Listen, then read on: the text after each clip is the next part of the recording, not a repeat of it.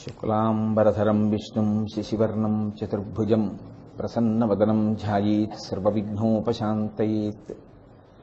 గురుర్బ్రహ్మా గురుర్విష్ణుః గురుర్దేవో మహేశ్వరః గురుః సాక్షాత్ పరబ్రహ్మ తస్మై శ్రీగురవే నమః. వ్యాసాయ విష్ణురూపాయ వ్యాసరూపాయ విష్ణవే నమో వై బ్రహ్మనిధయే వాసిష్ఠాయ నమో నమః. కూజంతం రామ రామేతి మధురం మధురాక్షరం ఆరుహ్య కవితాశాఖాం వందే వాల్మీకికోకిలం. శృతిస్మృతిపురాణానాం ఆలయం కరుణాలయం నమామి భగవత్పాదశంకరం లోకశంకరం. వాగర్ధావివ సంపృక్తౌ వాగర్ధప్రతిపత్తయే జగతః పితరౌ వందే పార్వతీపరమేశ్వరౌ. సూక్తిం సమగ్రేతు న స్వయమేవ లక్ష్మీః శ్రీరంగరాజమహిషీమధురైః కటాక్షైః. వైదగ్ధ్యవర్ణగుణగుంభనగౌరవైర్యాం కండూలకర్ణకుహరాः కవయోధయంతి. హైమోర్ధ్వపుండ్రమజహన్మకుటం సునాసం మందస్మితం మకరకుండలచారుగండం బింబాధరం బహుళదీర్ఘకృపాకటాక్షం శ్రీవేంకటేశముఖమాత్మని సన్నిధత్తాం. మనోజవం మరుతతుల్యవేగం జితేంద్రియం బుద్ధిమతాం వరిష్టం వాతాత్మజం వనరయూథముఖ్యం శ్రీరామదూతం శిరసా నమామి. ఆపదామపహర్తారం దాతారం సర్వసంపదాం లోకాభిరామం శ్రీరామం భూయో భూయో నమామ్యహం. శ్రీరామచంద్రం శ్రితపారిజాతం సీతాముఖాంబోరుహచించరీకః సమస్తకల్యాణగుణాభిరామः నిరంతరం మంగళమాతనోతు. హరి ఓం. పరమేశ్వర స్వరూపమైన సభకి నమస్కారం. ఇవాళ మీ అందరికీ శ్రీ శంకరాచార్య కృతమైనటువంటి షట్పదీ స్తోత్రాన్ని ముద్రణ రూపంలో బహూకరించి ఉన్నారు. మనందరం ఒకసారి ఆ శ్లోకాన్ని అందాం. అన్న తర్వాత నేను వివరణ చేస్తాను. అప్పుడు మీకు బాగా అది నాటుకునే అవకాశం ఉంటుంది. కాబట్టి అందరు అనండి. అవినయమపనయ విష్ణో దమయ మనః శమయ విషయ మృగతృష్ణాం భూతదయాం విస్తారయ భూతదయాం విస్తారయ. నేను ఆపాక అనండమ్మా, అంటే మీరు తొందరగా అవన్నీ పొందాలని అనురక్తంగా ఉంది. భూతదయాం విస్తారయ తారయ సంసారసాగరతః. చాలా తేలిగ్గా ఉంటాయి ఆ శ్లోకాలు. ఎంత విశేషంగా ఆ కష్టంతో కూడుకుని ఏమి ఉండవు. కాబట్టి మొదటి శ్లోకంలో శంకర భగవత్పాదులు అవినయమపనయ విష్ణు అని విష్ణు భగవానుడిని ఉద్దేశించి స్తోత్రాన్ని ప్రారంభం చేశారు. నిన్నటి రోజున నేను మీకు మనవి చేశాను, మనుష్య జన్మకు ఉండవలసినటువంటి మొట్టమొదటి లక్షణమేదో, ఏది లేకపోతే మనుష్య ఉపాధిని పొందినప్పటికీ మనుష్య జన్మచేత పొందవలసినటువంటి సార్థకతని పొందలేడు. ఏది మన ప్రయత్నం లేకుండా వస్తుందో, ఏది ప్రయత్నం చేస్తే ఆ ఉన్నది పోయి రావలసినది వస్తుందో అది వినయం. అవినయము మీరేం పెద్ద దాని గురించి ప్రయత్నం చేయక్కర్లేదు. అహంకారంగా ఉండడానికి చాలా తేలిక. గర్వంతో ప్రవర్తించడం పెద్ద కష్టమైనటువంటి విషయం ఏం కాదు. అతిశయం అనేటటువంటిది లోపలికి చాలా తేలిగ్గా ప్రవేశిస్తుంది. దాని గురించి పెద్ద కష్టపడి ఏమంటే నేను గర్వపడ్డం నేర్చుకోవడానికి ఎన్నాళ్ళు పట్టిందో అనేవాడు ఎవరు ఉండడు. ఏదో కారణానికి గర్విస్తాడు. కానీ ఆ అవినయము పోయి వినయము రావాలి అంటే మాత్రం సాధన ఉండాలి. ఆ వినయము అత్యంత అవసరము అని నిన్నటి రోజు నేను మీకు వివరణ చేశాను. కాబట్టి అవినయమపనయ విష్ణు, నాకు ఆ అవినయమును దూరము చెయ్యి అంటే వినయమును కృప చెయ్యి. అవినయము తీసేస్తే వినయమే ఉంటుంది. దమయ మనః, నాకు మనస్సుకి సంబంధించినటువంటి దాంతిని కృప చెయ్యి. దమయ మనః అంటే మనస్సుని నిగ్రహించగలిగినటువంటి శక్తి. నేను ఈ మాట అన్నప్పుడు నిన్న మీకు వివరణ చేసి ఉన్నాను. శాంతి అన్నది మనసులోనే ఉంటుంది తప్ప నిజానికి శాంతి అన్నది ఏ కారణం చేత ఏ ఇతర ఉపకరణము చేత మీకు సమకూరేది కాదు అని నేను మీకు అనేక రకాలైన ఉపమానాలతో దాన్ని విశ్లేషించే ప్రయత్నం చేశాను. ప్రత్యేకించి నేను ఒక్క మాట చెప్పి దాన్ని పూర్తి చేసేస్తాను ఇవాళ. దమయ మనః అన్నప్పుడు మనస్సు ఎందుకు శాంతిని ఇవ్వదు? ఉన్నదాంతో తృప్తి పొందితే శాంతి అని నేను అన్నాను అనుకోండి, వెంటనే తెలిసిపోయిందిగా విషయం. ఉన్నదాంతో తృప్తి పొందితే శాంతిగా ఉంటాం, కానీ ఎందుకు ఉండట్లేదు అంటే 6 శత్రువులు లోపల కూర్చుని ఉంటారు.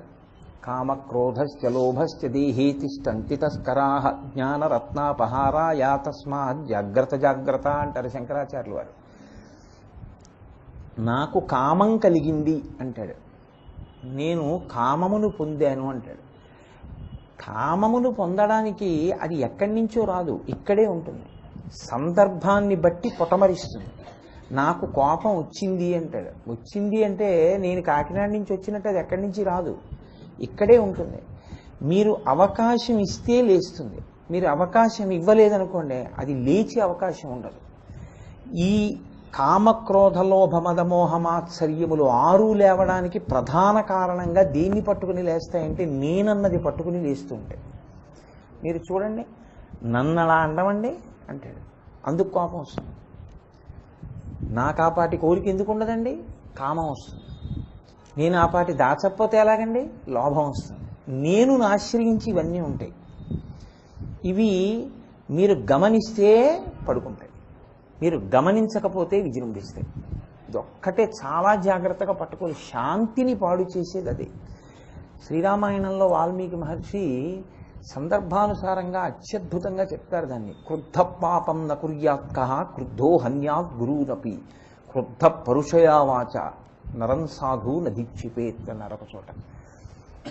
క్రోధం ఒంటిని బాగా పట్టేసింది అనుకోండి, గురువుగారిని కూడా చంపేస్తాడు. గురువుగారిని చంపడం అన్న మాటే నోటి వెంట రాకూడదు, కానీ గురువుగారిని చంపేస్తాడు క్రోధం ఆవహిస్తే. అది యుక్తాయుక్త విచక్షణ కోల్పోయేటట్టు చేస్తుంది, బుద్ధిని ఆలోచించనివ్వదు, ఒళ్ళు ఊగిపోతుంది. ఎంత ఆక్రోశమో ఎంత ఆవేశమో వచ్చేస్తుంది, మనిషిని రాక్షసుణ్ణి చేసేస్తుంది. దానివల్ల ఏమవుతాడంటే అప్పటికి చేసిన పని సంతోషంగా ఉన్నట్టుంటుంది, కానీ తదనంతరమంతా అశాంతి. అక్కడతో పోతుందని మీరు అనుకుంటున్నారా? ఒక్కసారి క్రోధము వలన చేసినటువంటి పాపకర్మ చేత జీవుడు తన యాత్రలో కొన్ని కోట్ల జన్మలే కిందకి వెళ్ళిపోవచ్చు, నీచమైన ఉపాధుల్లోకి వెళ్ళిపోతాడు. కారణం ఏమిటంటే దమయ మనః, మనసులో ఉన్నటువంటి ఈ 6 శత్రువులు మనసులో లేస్తారు. ఈ లేచేటప్పుడు పరిశీలన అవసరం. కోపము లేకుండా ఉండు అని ఎప్పుడూ చెప్పకూడదు, తప్పది. కోపము ఉండాలి. ఎలా ఉండాలో తెలుసా అండి? మీ అదుపులో ఉండాలి. కోపము కార్యసాధనకు పనిముట్టు. మీరు బాగా జ్ఞాపకం పెట్టుకోవాలి ఈ విషయాన్ని. మీరు అన్ని వేళలా సామముతో కార్యాలు అవ్వవు. నా కొడుకే ఉన్నాడు అనుకోండి, ఒక్కొక్కసారి నేను వాడిని కోపడవలసి ఉంటుంది, కానీ ఆ కోపం ఎలా ఉండాలో తెలుసా అండి? నేను తెచ్చిపెట్టుకోవాలి. తెచ్చిపెట్టుకున్న కోపం అయి ఉండాలి, కానీ కోపమునకు నేను వశుడను కాకూడదు. అయితే ఇన్ని చెప్తున్నారు కదా, మీరు వశుడు కాకుండా ఉన్నారా అంటారేమో. నేను మీ అందరికన్నా తక్కువ నా విషయంలో. నాకు కోపం ఉంది, కానీ దాన్ని నిగ్రహించే ప్రయత్నం చెయ్యకపోతే పాడవుతాడు. అలాగే కామము, సనాతన ధర్మము యొక్క గొప్పతనం అంతా ఎక్కడుంది మీరు గుర్తించండి. అన్నిటినీ తీసుకెళ్ళి ధర్మానికి వేసి ముడేస్తారు. ధర్మంతో ముడిపడ్డాయనుకోండి ఇబ్బంది ఉండదు. మీరు వివాహం చేస్తే సంకల్పం ఒకటే చెప్తాం, ధర్మ ప్రజాపత్యర్థం. శరీరమునందు కామము, మనసునందు కామము పొటమరించకుండా ఉండదు. కామము వయసులో కలిగి తీరుతుంది, కానీ ఆ కామమును ధర్మబద్ధం చేస్తాడు. అందుకే కామపత్ని అని పిలవరు భార్యని, ధర్మపత్ని అని పిలుస్తారు. ఆమె యందు తన తేజస్సును నిక్షేపిస్తాడు. దాని వలన సత్సంతానమును పొంది పితృరుణం నుంచి విముక్తుడవుతాడు. తన కామము తన భార్య యందుంటే కామము ధర్మబద్ధము. తన కామము అన్యస్త్రీ యందు ప్రవేశిస్తే వెంటనే సమూలంగా నాశనం అయిపోతాడు. నివర్తయమనోమత్త స్వజనీ క్రియతాం మనః అంటుంది సీతమ్మ. అందుకే నీ మనస్సుని తిప్పు. కామం ఉండకూడదని రావణా నేను అంటలేదు. నీ కామము నీ భార్యల యందుంచు, నువ్వు ధర్మాత్ముడవు. నీ కామము నా యందు ప్రసరించింది అంటే సీతమ్మ యందు, ఇది మూలఘాతి, పడిపోతుంది. నీతో ఊరుకోదు, నీతో పాటు నీ వంశమంతా నశించిపోతుంది, లంకంతా కాలిపోతుంది. వినలేదు, ఏమైంది? అరిషడ్వర్గములు లోపల లేవడమే శాంతి నశించడానికి కారణం. కాబట్టి సనాతన ధర్మంలో ఎప్పుడూ ఏం చెప్తారంటే, ఈశ్వరుణ్ణి మనం అడగవలసినది ఏమిటి అంటే, మీరు 10 మంది శాంతిని పాడు చెయ్యకుండా ఉండడమే మీరు శాంతిని స్థాపించడం. మీరు శాంతంగా ఉండడం శాంతి అని అనుకోకండి. ఇంకొకరి శాంతిని మీరు భంగపరచకుండా ఉండాలి. ఇంకొకరి మనస్సు మీరు ఖేద పెట్టకుండా ఉండాలి. అలా ఉండగలిగినటువంటి ప్రజ్ఞ దేని వలన వస్తుంది అంటే, ఈశ్వరుడి యొక్క అనుగ్రహం కలిగితే తనని తాను పరిశీలించుకోవడం వస్తుంది. చూశావా నా మనసు నన్ను ఎలా వలవేసి పట్టుకుంటుందో, చూశావా నాలో కోపం ఎలా వస్తుందో అని. కోపం మీద కోపం వచ్చింది అనుకోండి, మీది ఉత్తమ కోపం అని గుర్తు. కోపం వస్తే తప్పు, కోపం మీద కోపం వస్తే ఇది ఉత్తమ కోపం. ఏం నాకు ఈ దిక్కుమాల కోపం అన్నాడు అనుకోండి, మారాడని గుర్తు. అది అమ్మవారి చేతిలో ఉండే ఆయుధం, క్రోధాకార అంకుశోజ్వల. కోపం మీద కోపం వచ్చేట్టు ఆవిడ చేస్తుందంటే మిమ్మల్ని మారుస్తుంది ఆవిడ. దుర్గుణములను తీసి మనసు కదలకుండా ప్రశాంతంగా ఉండేటట్టు చేస్తుంది. మీరు శాంతంగా ఉంటే మీ వలన ఇతరులు శాంతంగా ఉంటారు. అందరూ శాంతిగా ఉంటే సమాజం శాంతిగా ఉంటుంది. కాక వ్యక్తి స్థాయిలో కదిలిపోతే అది ఆ వ్యక్తి కూర్చున్న స్థానాన్ని, వ్యక్తి పొందినటువంటి అధికారాన్ని బట్టి దాని యొక్క ప్రకంపనలు కూడా అలాగే ఉంటాయి. అది ఒక కుటుంబంలో ఏమీ తెలియనటువంటి ఒక యజమాని చేస్తే ఆ కుటుంబానికి పరిమితం అవుతుంది. ఒక గ్రామాధికారి చేస్తే గ్రామం వరకు ఉంటుంది. ఒక గురువే చేస్తే సమాజం మీద చాలా దుష్ప్రభావం ఉంటుంది. ఒక ప్రభువు చేస్తే రాజ్యం మీద ఉంటుంది. కాబట్టి దేన్నైనా సరే ధర్మంతో ముడి వేసుకుని ఇది ధర్మం అన్న చట్టములోకి ఇముడుతుందా, ఇదొక్కటే నేర్చుకోమని చెప్తుంది శాస్త్రం. నేను చేసేది ధార్మికమేనా, దాని కొరకే శృతి స్మృతి పురాణము అన్నీ ఎందుకు వచ్చాయంటే ఈ ఒక్కటి పరిశీలించుకోవడానికి వచ్చాయి. నేను చేసే పని ధర్మంలోకి ఇముడుతుంది, మీరు చేసేయచ్చు. నేను చేసే పని ధర్మచట్రంలో ఇమడదు, మీరు చేయకూడదు. అందుకే ఎప్పుడూ మీరు ఒకటి గమనించాలి, అరిషడ్వర్గములను విడిచిపెట్టండి అని ఎప్పుడూ చెప్పకూడదు. అరిషడ్వర్గములను విడిచిపెట్టండి అని చెప్పడానికి మీరు పట్టుకున్నారా వాటిని? ఇప్పుడు నేను దీన్ని ఇలా పట్టుకున్నాను అనుకోండి, కోటేశ్వరారా మైక్ విడిచిపెట్టేయండి అంటే నేను విడిచిపెట్టేస్తాను. మైకు నన్ను పట్టుకుంటే కోటేశ్వరారు విడిచిపెట్టండి అంటే నేనేం విడిచిపెడతాను? అది నన్ను అట్టుకుంది. ఇప్పుడు అది నన్ను విడిచిపెట్టాలి. అరిషడ్వర్గములు మనని పట్టుకున్నాయి. కామక్రోధ లోభ మద మోహమాత్సర్యములు మనని పట్టుకున్నాయి. మనని పట్టుకున్న అరిషడ్వర్గములు మనని విడిచిపెట్టాలి. మనని విడిచిపెట్టడానికి ఒక మార్గం ఉంటుంది. నమః చేయడమే. మనః నమః. నాది కాదు, నాది కాదు, నాది కాదు, నాది కాదు. మరి ఎవరిది? ఈశ్వరపరం, ఈశ్వరపరం, ఈశ్వరపరం. జలగ పట్టుకుంటుంది, మనిషి జలగని పట్టుకోడు, జలగ మనిషిని పట్టుకుంటుంది. నీటిలో స్నానానికి దిగాను అనుకోండి, ఓ జలగొచ్చి నా తొడని పట్టుకుంది అనుకోండి, అది రక్తం లాగేస్తుంటాడు.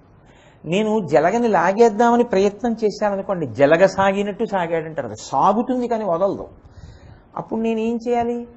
నేను జలగని పట్టుకోలేదు, జలగ నన్ను పట్టుకుంది. జలగ నన్ను వదిలేయాలంటే జలగకి ఏది చికాకో దాన్ని నేను అక్కడ పెట్టాలి. కాస్త ముగ్గట్టుకొచ్చి అలా వేశాను అనుకోండి, జలగ వదిలేస్తుంది. అందుకే పూర్వం ఇళ్ల ముందు ముగ్గులు పెట్టడానికి కారణం తేమ ఉన్న చోట జలగలు రావు. అవి ఉంటే పిల్లలు వాళ్ళు పాకుతుంటారు, ఆడుకుంటుంటారు, ఎవరిని పట్టుకుంటుందో. అందుకని ముగ్గు వేస్తే జలగ వదిలేస్తుంది.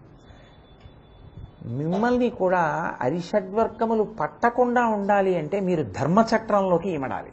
మీరు ధర్మచట్రంలోకి ఇమిడారనుకోండి, మిమ్మల్ని అవి పట్టుకునే అవకాశం ఉండదు. కానీ అవి ఎప్పుడు ఆఖరి శ్వాస వరకు లోపల ఎదురు చూస్తూనే ఉంటాయి, దొరుకుతాడా అని. అలా దొరకకుండా తనని తాను పరిశీలించుకోగలిగినటువంటి శక్తి కలిగితే దాన్ని దాంతి అంటారు. అంటే దమము. ఈ శక్తి మీరు బజార్లోకి వెళ్ళి కొనుక్కుంటే వచ్చేది కాదు. ఈ శక్తి మీరు పుస్తకం చదివితే వచ్చేది కాదు. ఈ శక్తి మనుష్యుడిగా పుట్టడం వల్ల వచ్చేది కాదు. ఎందుకంటే మనుష్య పుట్టుక యందు ఈ శరీరము వచ్చింది, మనుష్య మనసు వచ్చింది, బుద్ధి వచ్చింది, అరిషడ్వర్గములు వచ్చాయి. ఇప్పుడు వీటి నుంచి విడుదల పొందేటటువంటి ప్రయత్నం కానీ చెయ్యలేదనుకోండి, అసలు మీ మనసు గురించి మీకు తెలియలేదనుకోండి, పెద్ద ప్రమాదం ఏమై కూర్చుంటుందంటే, మీకు కామధేనువుని తీసుకొచ్చిస్తే కామధేనుతో ఇంట్లో ఏదో ఆ ఇంటికి సంబంధించిన పొలాన్ని దున్నుకుంటానన్నాడు అనుకోండి, వాడు ఎంత అవివేకి. కామధేనుతో పొలం దున్నుకోవడం ఏంటి? దానికో ఎద్దు చాలు, కామధేనువు ఎందుకు? కామధేనువుని పూజ చేసి నీ కోరిక తీర్చుకోవాలి. పొలం దున్నక్కర్లేదు. కామధేనువుని అడిగితే అదే ఇచ్చేస్తుంది ధాన్యం అంతా. కామధేనువుతో పొలం దున్నుకోవడం ఏంటి? అది ఆవు, దాంతో పొలం దున్నరు. కామధేనువునిస్తే పొలం దున్నుకున్నవాడు ఎటువంటి వాడో, తన మనఃపరిశీలనం తనకి చేత కాక దమము శమము అన్న వాటి గురించి తెలుసుకోనివాడు మనుష్య శరీరం పొంది కూడా అటువంటి వాడు. కాబట్టి అవి నాకు తెలియాలి ఈశ్వర, నన్ను నేను పరిశీలించుకోవడం నాకు రావాలి. ఈ నేత్రంతో ఉన్నంతసేపు ఉద్రిక్తత, మీరు బాగా జ్ఞాపకం పెట్టుకోండి. అందుకే పంచ జ్ఞానేంద్రియములు అంటాం. జ్ఞానేంద్రియములలో ఇది నాయకత్వం వహిస్తుంది. నయన ఇది ఏం చేస్తుందంటే ఎప్పుడు మనసుని బయటికి తీసుకెళ్తుంది. ఇది ఎప్పుడు లోపలికి తీసుకెళ్ళదు, బయటికి తీసుకెళ్తుంది. ఇది బయటికి తీసుకెళ్ళడం అంటే నేను ఇలా చూశాను అనుకోండి, బా ఎంత బాగుందో అని అనుకోండి, అంటే వెంటనే నేను దాని యందు ఆకర్షితుడని అయ్యాను. అలా వెళ్ళడానికి ఇది వీలిస్తుంది, ఇది వీలిస్తుంది, ఇది వీలిస్తుంది, ఇచ్చి బయటికి తీసుకెళ్తుంటాయి. మనసుని వెనక్కి తిప్పాలనుకోండి, దానికి రెండు అవకాశాలు ఉంటాయి. అంటే నేను చాలా ఏమంటామంటే దీన్ని ఆచరణయోగ్యమైనటువంటి రీతిలో ఒక మాటగా చెప్తున్నాను. సత్సంగము మీకు చాలా ఉపయోగపడుతుంది. రామకృష్ణ పరమహంస అందుకే ఒక మాట చెప్తుండేవారు తరచు. ఏనుగుకి ఉన్న లక్షణం ఏమిటంటే దాని తొండాన్ని ఎప్పుడూ కూడా ఇలా ఉంచదు, ఎప్పుడు ఊపుతుంది. ఎప్పుడు ఊపే ఏనుగు ఏం చేస్తుందంటే అలా వెళ్ళిపోతుంది అనుకోండి, ముందు మావటివాడు నడుస్తుంటే అలా వెళ్ళిపోతూ అలా ఇంటి గోడ మించి లేచినటువంటి ఒక పూల కొమ్మని తొండం పెట్టి ఇలా విరిచేస్తుంది. ఎప్పుడూ తొండం సరిగ్గా ఉండదు. అందుకని మావటి ఏం చేస్తాడంటే ముందు నడవడు, పక్కన నడుస్తాడు. అది అలవాటు ప్రకారం ఇలా ఎత్తబోతుంది, ఆ చేతిలో ఉన్న అంకుశంతో ఇలా అంటాడు, దింపేస్తుంది. అంతేననుకుంటున్నారా? మళ్ళీ ఎత్తుతుంది, మళ్ళీ ఇలా అంటాడు, మళ్ళీ దింపేస్తుంది. ఇంత పెద్ద శరీరం ఉన్న ఏనుగు మావటికి ఎంత లొంగుతుందంటే ఆ అంకుశాన్ని అక్కడ పెట్టి తను కూర్చుంటాడు దాని కాళ్ళ దగ్గర. ఎంత బలం ఉన్న ఏనుగు కానివ్వండి, అంకుశం మించి కాలు మాత్రం దాటి ముందుకు వేయదు. మీరు వెంకటాచలం లాంటి క్షేత్రాలకు వెళ్ళినప్పుడు చూడండి, ఏనుగు కాళ్ళ ముందు అంకుశం పెట్టి కూర్చుంటాడు మావటి. ఇక కాలు దాటి వేయదు, ఇక వెళ్ళదు. వెళ్ళదంటే వెళ్ళలేదా, వెళ్లకుండా తనని తాను నిగ్రహించుకుందా, అలా అలవాటు చేసుకుందా? అంత పెద్ద శరీరం ఉన్న ఏనుగు దర్భలాటి మావటికి లొంగిందండి, మనసు ఎందుకు లొంగదు? అది లొంగుతుంది. నేను నిన్న మీకు చెప్పాను, లొంగడానికి మీరు ఇచ్చే ఆలంబనం మీద ఉంటుంది అని.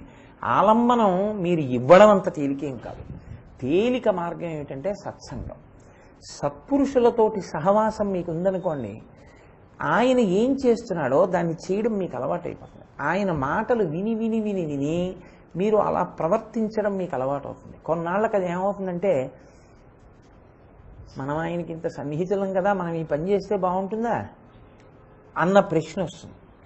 ఆయనతో మనకున్న స్నేహం నిలబడాలి అంటే మనం ఇలాంటివి చేశామని తెలిస్తే బాగుంటుందా అనిపిస్తుంది.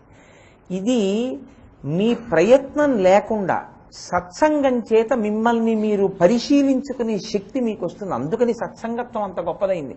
అందుకు శంకరాచార్యులు వారు సత్సంగత్వే నిస్సంగత్వం, నిస్సంగత్వే నిర్మోహత్వం, నిర్మోహత్వే నిశ్చలతత్వం, నిశ్చలతత్వే జీవన్ముక్తి అని మొదటి మెట్టుగా సత్సంగం చెప్పడానికి కారణం అదే. కాబట్టి దమయ మనః నిన్న చెప్పిందే మళ్ళీ నేను ఇవాళ ఒకసారి దాన్ని సింహావలోకనం చేశాను. మనసుకి దాంతిని కృప చెయ్యి. ఇప్పుడు తర్వాత శంకర భగవత్పాదులు అంటున్నారు, నేను అందుకే నిన్న మీతో మనవి చేశాను, ఈ ప్రార్థన జిజ్ఞాసువుల కొరకు చేసినటువంటి ప్రార్థన. ఈ ప్రార్థనలో ఆయన ఏది అసలు జిజ్ఞాసువు ఈశ్వరుణ్ణి అడగాలో అది అడుగుతున్నారు. అసలు జిజ్ఞాసువు కాకుండానే చచ్చిపోతాను అంటే ఇంకా అంతకన్నా దారుణమైన విషయం ఇంకొకటి లేదు. మనుష్య జన్మ ఎత్తి ఇన్ని కోట్ల జన్మల తర్వాతో ఈ ఉపాధి వస్తుంది. వచ్చి కూడా జిజ్ఞాసువు కాలేకపోయాడు అనుకోండి, దానికి ఏమీ నిరర్థకం ఇంకా. కాబట్టి కనీసం అసలు అడగడం కూడా చేత కాని మనకి ఏం అడగాలో ఆయన నేర్పారు. మీరు అడగండి అంటే ఏమైనా అనుకుంటామని తను అడుగుతున్నట్లు అడిగారు. అది శంకరుల యొక్క అనుగ్రహం. ఆయన అంత కిందకి దిగొచ్చేస్తుంటారు. నిన్న మీకు నేను ఉదాహరణ చెప్పాను. ఆయన మాం అపి అంటారు. మామపి అంటే నన్ను కూడా అంటారు. దృశాద్రఘీయస్యాదరదలిత నీలోత్పల రుచా దవీయాంసం దీనం స్నపయ కృపయా మమపి శివే అంటారు. అమ్మా నన్ను కూడా అంటారు. నన్ను కూడా ఏమి శంకర అంటే వాళ్ళందరూ తెలివైన వాళ్ళమ్మా, నేను ఎందుకు పనికిమాలిన వాడిని, నన్ను కూడా ఉద్ధరించంటారు. కానీ మీరు ఒకటి గుర్తుపట్టండి, శంకరుల కొరకా శ్లోకం, కానీ అది నేను చదివాను అనుకోండి, మాం అపి శివే అంటే నన్ను కూడా అని నేను అమ్మవారిని అడగడం అవుతుంది. శంకరుల మీద పెట్టుకుని నన్ను ఉద్ధరించడానికి ఒక శ్లోకం ఇచ్చారు ఆయన. అది జగద్గురువుగా శంకర భగవత్పాదులు ఈ జాతికి అందించినటువంటి అమూల్యమైనటువంటి రత్నం. అలా ఈ ప్రార్థన కూడా ఆయన ఆ కోణంలోనే చేశారు, జిజ్ఞాసువుల కొరకు చేశారు. కాబట్టి దమయ మనః శమయ విషయ మృగతృష్ణాం, మీరు ఒకసారి అందులో చూస్తూ ఉండండి. దమయ మనః తర్వాత శమయ విషయ మృగతృష్ణాం, దమము శమము కొద్దిగా అటు ఇటు చేసి అడిగారు, కానీ రెండూ మనోభావములకు సంబంధించినవి. శమయ విషయ మృగతృష్ణాం, ఆయన ఇంద్రియముల యొక్క ఊసెత్తకుండా ఎత్తారు. ఇందులో విషయముల వెంట విషయములనబడేటటువంటి మృగతృష్ణతో నేను తిరగకుండా నన్ను నువ్వు నిగ్రహ శక్తిని కృపచేసి అనుగ్రహించు. ఇందులో మీరు ఒక విషయాన్ని గమనించాలి. ఇంద్రియములు అని కొన్ని ఉంటాయి. ఇంద్రియములు అంటే జ్ఞానేంద్రియములు, కర్మేంద్రియములు. అవేం పెద్ద విశేషాలు, ఏదో పెద్ద వేదాంతం అని మీరు అనుకోక్కర్లేదు, మీకు తెలుసున్నవే అవన్నీ. 5 జ్ఞానేంద్రియములు, 5 కర్మేంద్రియములు. కర్మేంద్రియములు కాసేపు పక్కన పెట్టండి. 5 జ్ఞానేంద్రియములు అంటే తెలుసుకునేటట్టు చేస్తాయి. కళ్ళు, ముక్కు, చెవి, నాలుక, చర్మము, ఈ 5ంటిని జ్ఞానేంద్రియాలు అంటారు. ఈ ఇంద్రియాలకి ఉన్నటువంటి శక్తి ఎలా ఉంటుందంటే, ప్రభువు బలహీనుడైతే స్వాతంత్ర్యం ప్రకటించుకున్నటువంటి సామంతరాజులా ఇంద్రియములు మనసు ఎంత బలంగా ఉంటుందో అంత బలాన్ని ఇంద్రియాలు కూడా పొందేస్తాయి. కారణం ఏంటంటే మనస్సుని విచ్చలవిడిగా వదిలిపెట్టడం వల్ల ఇంద్రియాలు కూడా బలాన్ని పొందుతాయి. అందుకే దేవి భాగవతంలో వ్యాస భగవానుడు ఒక మాట అంటాడు, ఇంద్రియాణి బలిష్టాని నన్ను యుక్తాని మానద అపక్వస్య ప్రకుర్వంతి వికారాం స్థాననేకశః అంటాడు. శుకుడు నేను పెళ్లి చేసుకోనంటాడు. అంటే ఆయన అంటాడు తప్పు. ఇంద్రియములు చాలా బలిష్టమైనవి. ఇంద్రియములను అదుపు చేయడం అంత తేలికైన విషయమేం కాదు. నువ్వు బలవంతంగా ఇంద్రియాల్ని తొక్కి పెట్టే ప్రయత్నం చేస్తే పాము మీద కాలు వేసి ఉంచినట్టే. అవి నీ కాలు పైకెత్తగానే కాటు వేసినట్టు అవకాశం కోసం ఇంద్రియాలు ఎదురు చూస్తాయి. కాబట్టి ఇంద్రియములను కట్టడి చేసేసి అవి అడిగిన సుఖాన్ని ఇవ్వకుండా మీరు ఉంచితే మీరు ఇంద్రియాల్ని నిగ్రహించలేరు. అసలు అది ఇంద్రియ జయానికి ఇంద్రియ నిగ్రహం మార్గంగా ఆ కోణం చెప్పబడదు. నేను అన్న వాక్యాన్ని మీరు పట్టుకున్నారో లేదో కొంచెం వివరణ చేసే ప్రయత్నం చేస్తాను. ఇంద్రియములు బలవత్తరమైనవి అంటే ఈ కన్నుకి నువ్వు చూడొద్దు అన్నదాన్ని చూడకుండా అది ఉండదు. అది ఏం చేస్తుందంటే అస్తమానం మనసుకి రిపోర్ట్ చేస్తుంది. వీడు నన్ను వాడటం లేదు, అది చూడటం లేదు, అది చూడమను. కాబట్టి అది ఏం చేస్తుందంటే వద్దన్నా సరే కనురెప్పెత్తి ఏది వద్దన్నారో దాన్నే చూస్తుంది. ఇది ఏది వినద్దన్నారో అది వింటుంది. అలా చేసి వెనక్కి లాగేస్తుంటాయి ఇంద్రియాలు. శంకరులు అంటున్నారు, చాలా గంభీరమైన ప్రతిపాదన ఒకటి చేస్తున్నారు. ఈ 5ంటితో నువ్వు అనుభవించేవి ఏవైనా అవి మృగతృష్ణ యందు నీరు తాగడమే అంటున్నారు. ఇది ఒక గమ్మత్తైన మాట. ఇంద్రియాల్ని నిగ్రహించడానికి బలవంతంగా నొక్కి పెట్టకూడదు అని నేను అన్నాను. మరి ఏం చేయాలి? మీరు బాగా గుర్తుపెట్టుకోండి. ధర్మంతో ముడియండి. నేను ఇందాక ఏం చెప్పానో అంతే. కంటితో చూడండి. ఏది చూస్తారు? ప్రాణేశ నీమంజు భాషలు వినలేని కర్ణరంధ్రంబుల కలిమియేలా, భువనమోహన నిన్ను పొడగానగాలేని చక్షురింద్రియముల సత్వమేలా, దైత నీయధరామృతంబానగాలేని జింహకు పలరుచి సిద్ధియేలా, నీరజాతనజన నీవనమాలిక గంధమబ్బలేని ఘ్రాణమేలా, ధన్యచరిత నీకు దాస్యంబు చేయని జన్మమేల వెయ్యి జన్మములకు. మార్చండి ఇంద్రియాన్ని, కొద్దిగా తిప్పడం అలవాటు చేయండి. ఈ కంటితో బలవంతంగా కంటిని మూసే ప్రయత్నం చేయండి. చూడకూడంది చూడమని లోపల నుంచి ప్రచోదనం ఎక్కువైపోతే లోపల దాన్ని నిగ్రహించడానికి దీన్ని ముయ్యాలి. లోపల ఆయన పడుకుని నిద్రపోతున్నాడు, ఆయన్ని రక్షించడానికి కుక్క బయట తిరుగుతోంది, చాలదా? అలా మీరు కంటిని ముయ్యడానికే రెప్పిచ్చాడు ఈశ్వరుడు. మిమ్మల్ని మీరు ఉన్నతికి తెచ్చుకోవడానికే రెప్ప ముయ్యాలి. ఒక్కొక్కసారి చూడకూడదు కనపడింది అనుకోండి, మూసేయడమే రెప్ప. చెవులు మూసుకోవచ్చు, ముక్కు పక్కకి వెళ్ళిపోవచ్చు మీరు. కాబట్టి ఇంద్రియములను కట్టడి చేయడం దేని కొరకు అంటే మనసుని నిగ్రహించడానికి. మీరు ఇది చాలా జాగ్రత్తగా పట్టుకోవాలి. ఎందుకో తెలుసా అండి, ఇంద్రియం చూసినా మనసు కదలలేదనుకోండి నష్టమేం లేదండి. హనుమ, నేను మీకు చాలా పవిత్రమైనటువంటి ఉపమానం ఒకటి చూపిస్తాను. సుందరకాండలో హనుమ సీతాన్వేషణం చేయడానికి వెళ్ళారు. ఎక్కడ వెతకాలి సీతమ్మని? అంతఃపురంలో వెతకాలి. అంతఃపురంలో వెతకడానికి వెళ్ళారు. వెడితే అక్కడ ఎవరుంటారు? ఆడవాళ్లే ఉన్నారు. రాత్రి వేళ పడుకుని ఎలా ఉన్నారు వాళ్ళందరూ? వాళ్ళందరి గురించి మహర్షి ఏమన్నారంటే, ఆవిడ బట్ట ఈవిడ ఒంటి మీద ఉందన్నారు. అంటే ఆవిడ ఒంటి మీద బట్ట ఆవిడ ఒంటి మీద లేదనే కదా అని గుర్తు. వాళ్ళందరినీ హనుమ చూశాడు. ఈవిడ సీతమ్మ కాదని బయటకు వచ్చేసి అన్నారు, నేను చూడకూడదు కదా అలా ఆడవాళ్ళని, చూశాను కదా, నా ధర్మం లోపమైందా అన్నారు. అని ఆయనే అన్నారు, మనోహిహేతు సర్వేషాం ఇంద్రియాణం ప్రవర్తక. మనసు కదిలితే ఇంద్రియములతో చూడడం తప్పవుతుంది. కదలని మనసు అనుకోండి, ఇంద్రియములను గెలిచాడని అప్పుడు అన్నారు. ఇంద్రియ జయమన్న మాటకి గుర్తేమిటో తెలుసా అండి? ఈ కంటితో ఏది మిమ్మల్ని భావోద్రేకం కల్పిస్తుందో అది ఆయనకి ఉద్రేకం కల్పించదు. ఆయన చూసినా అలాగే ఉంటాడు, ఆయన వికారము చెందదు. అంటే ఇప్పుడు ఆయన మనసుకి కదలని స్థితికి వచ్చేసాడు, ఆయన గెలిచాడు. దీనికి నేను ఇంకొక ఉదాహరణ చెప్పాలంటే, శుకుడు ముందు పరిగెడుతున్నాడు, నాకొద్దు సంసారం అని. వెనక వ్యాసుడు పరిగెడుతున్నాడు, కొడకా ఆగు ఆగు అని. శుకుడు యవ్వనంలో ఉన్నాడు, వ్యాసుడు వృద్ధాప్యంలో ఉన్నాడు. అప్సరసలు ఒంటి మీద బట్ట లేకుండా స్నానం చేస్తున్నారు. శుకుడు వెళ్ళిపోతున్నాడు అన్నారు ఒడ్డునున్న వాళ్ళు. ఆయనకి నమస్కారం చేయాలి బ్రహ్మజ్ఞాని అని లేచి వచ్చి ఒంటి మీద బట్ట లేకుండా నమస్కారం చేశారు. శుకుడు వెళ్ళిపోయాడు. వాళ్ళు మళ్ళీ స్నానం చేస్తున్నారు. వ్యాసుడు వస్తున్నాడు అన్నారు, బట్టలు కట్టుకు స్నానం చేయండి అన్నారు, బట్టలు కట్టుకుని నమస్కారం చేయండి అన్నారు. శుకుడికి తండ్రి కదా వ్యాసుడు, రేపు వ్యాస పూర్ణిమ కదా. అయినా వయసుతో నిమిత్తం లేదు, ఆయన బ్రహ్మజ్ఞాని. ఆయన ఇంద్రియములను గెలిచాడు. ఆయనకి కన్ను చూస్తున్న ఆయన మనసు కదలదు, ఈ చెవితో వింటున్న ఆయన మనసు కదలదు, దీన్ని ముట్టుకున్న ఆయనకి కదలదు. కదలని స్థితిని ఆయన పొందేశాడు. ఇంకా ఇప్పుడు ఆయనకి ఇంద్రియాలతో ఏమైనా బాధ ఉందా? బాధ లేదు. కానీ చూస్తే నా మనసు కదిలిపోతుంది అనుకోండి, ఇప్పుడు నేనేం చేయాలి? కదలకుండా ఉండని దీనికి చెప్పడం మొదలెట్టాను అనుకోండి, అదేం నా మాట వింటుందా? కాబట్టి ఇప్పుడు ఏం చేయాలంటే ద్వారాన్ని ముయ్యాలి, అంటే కన్ను ముయ్యడం మొదలుపెట్టాలి. దేని కొరకు? దీని కొరకు, మనసు కొరకు.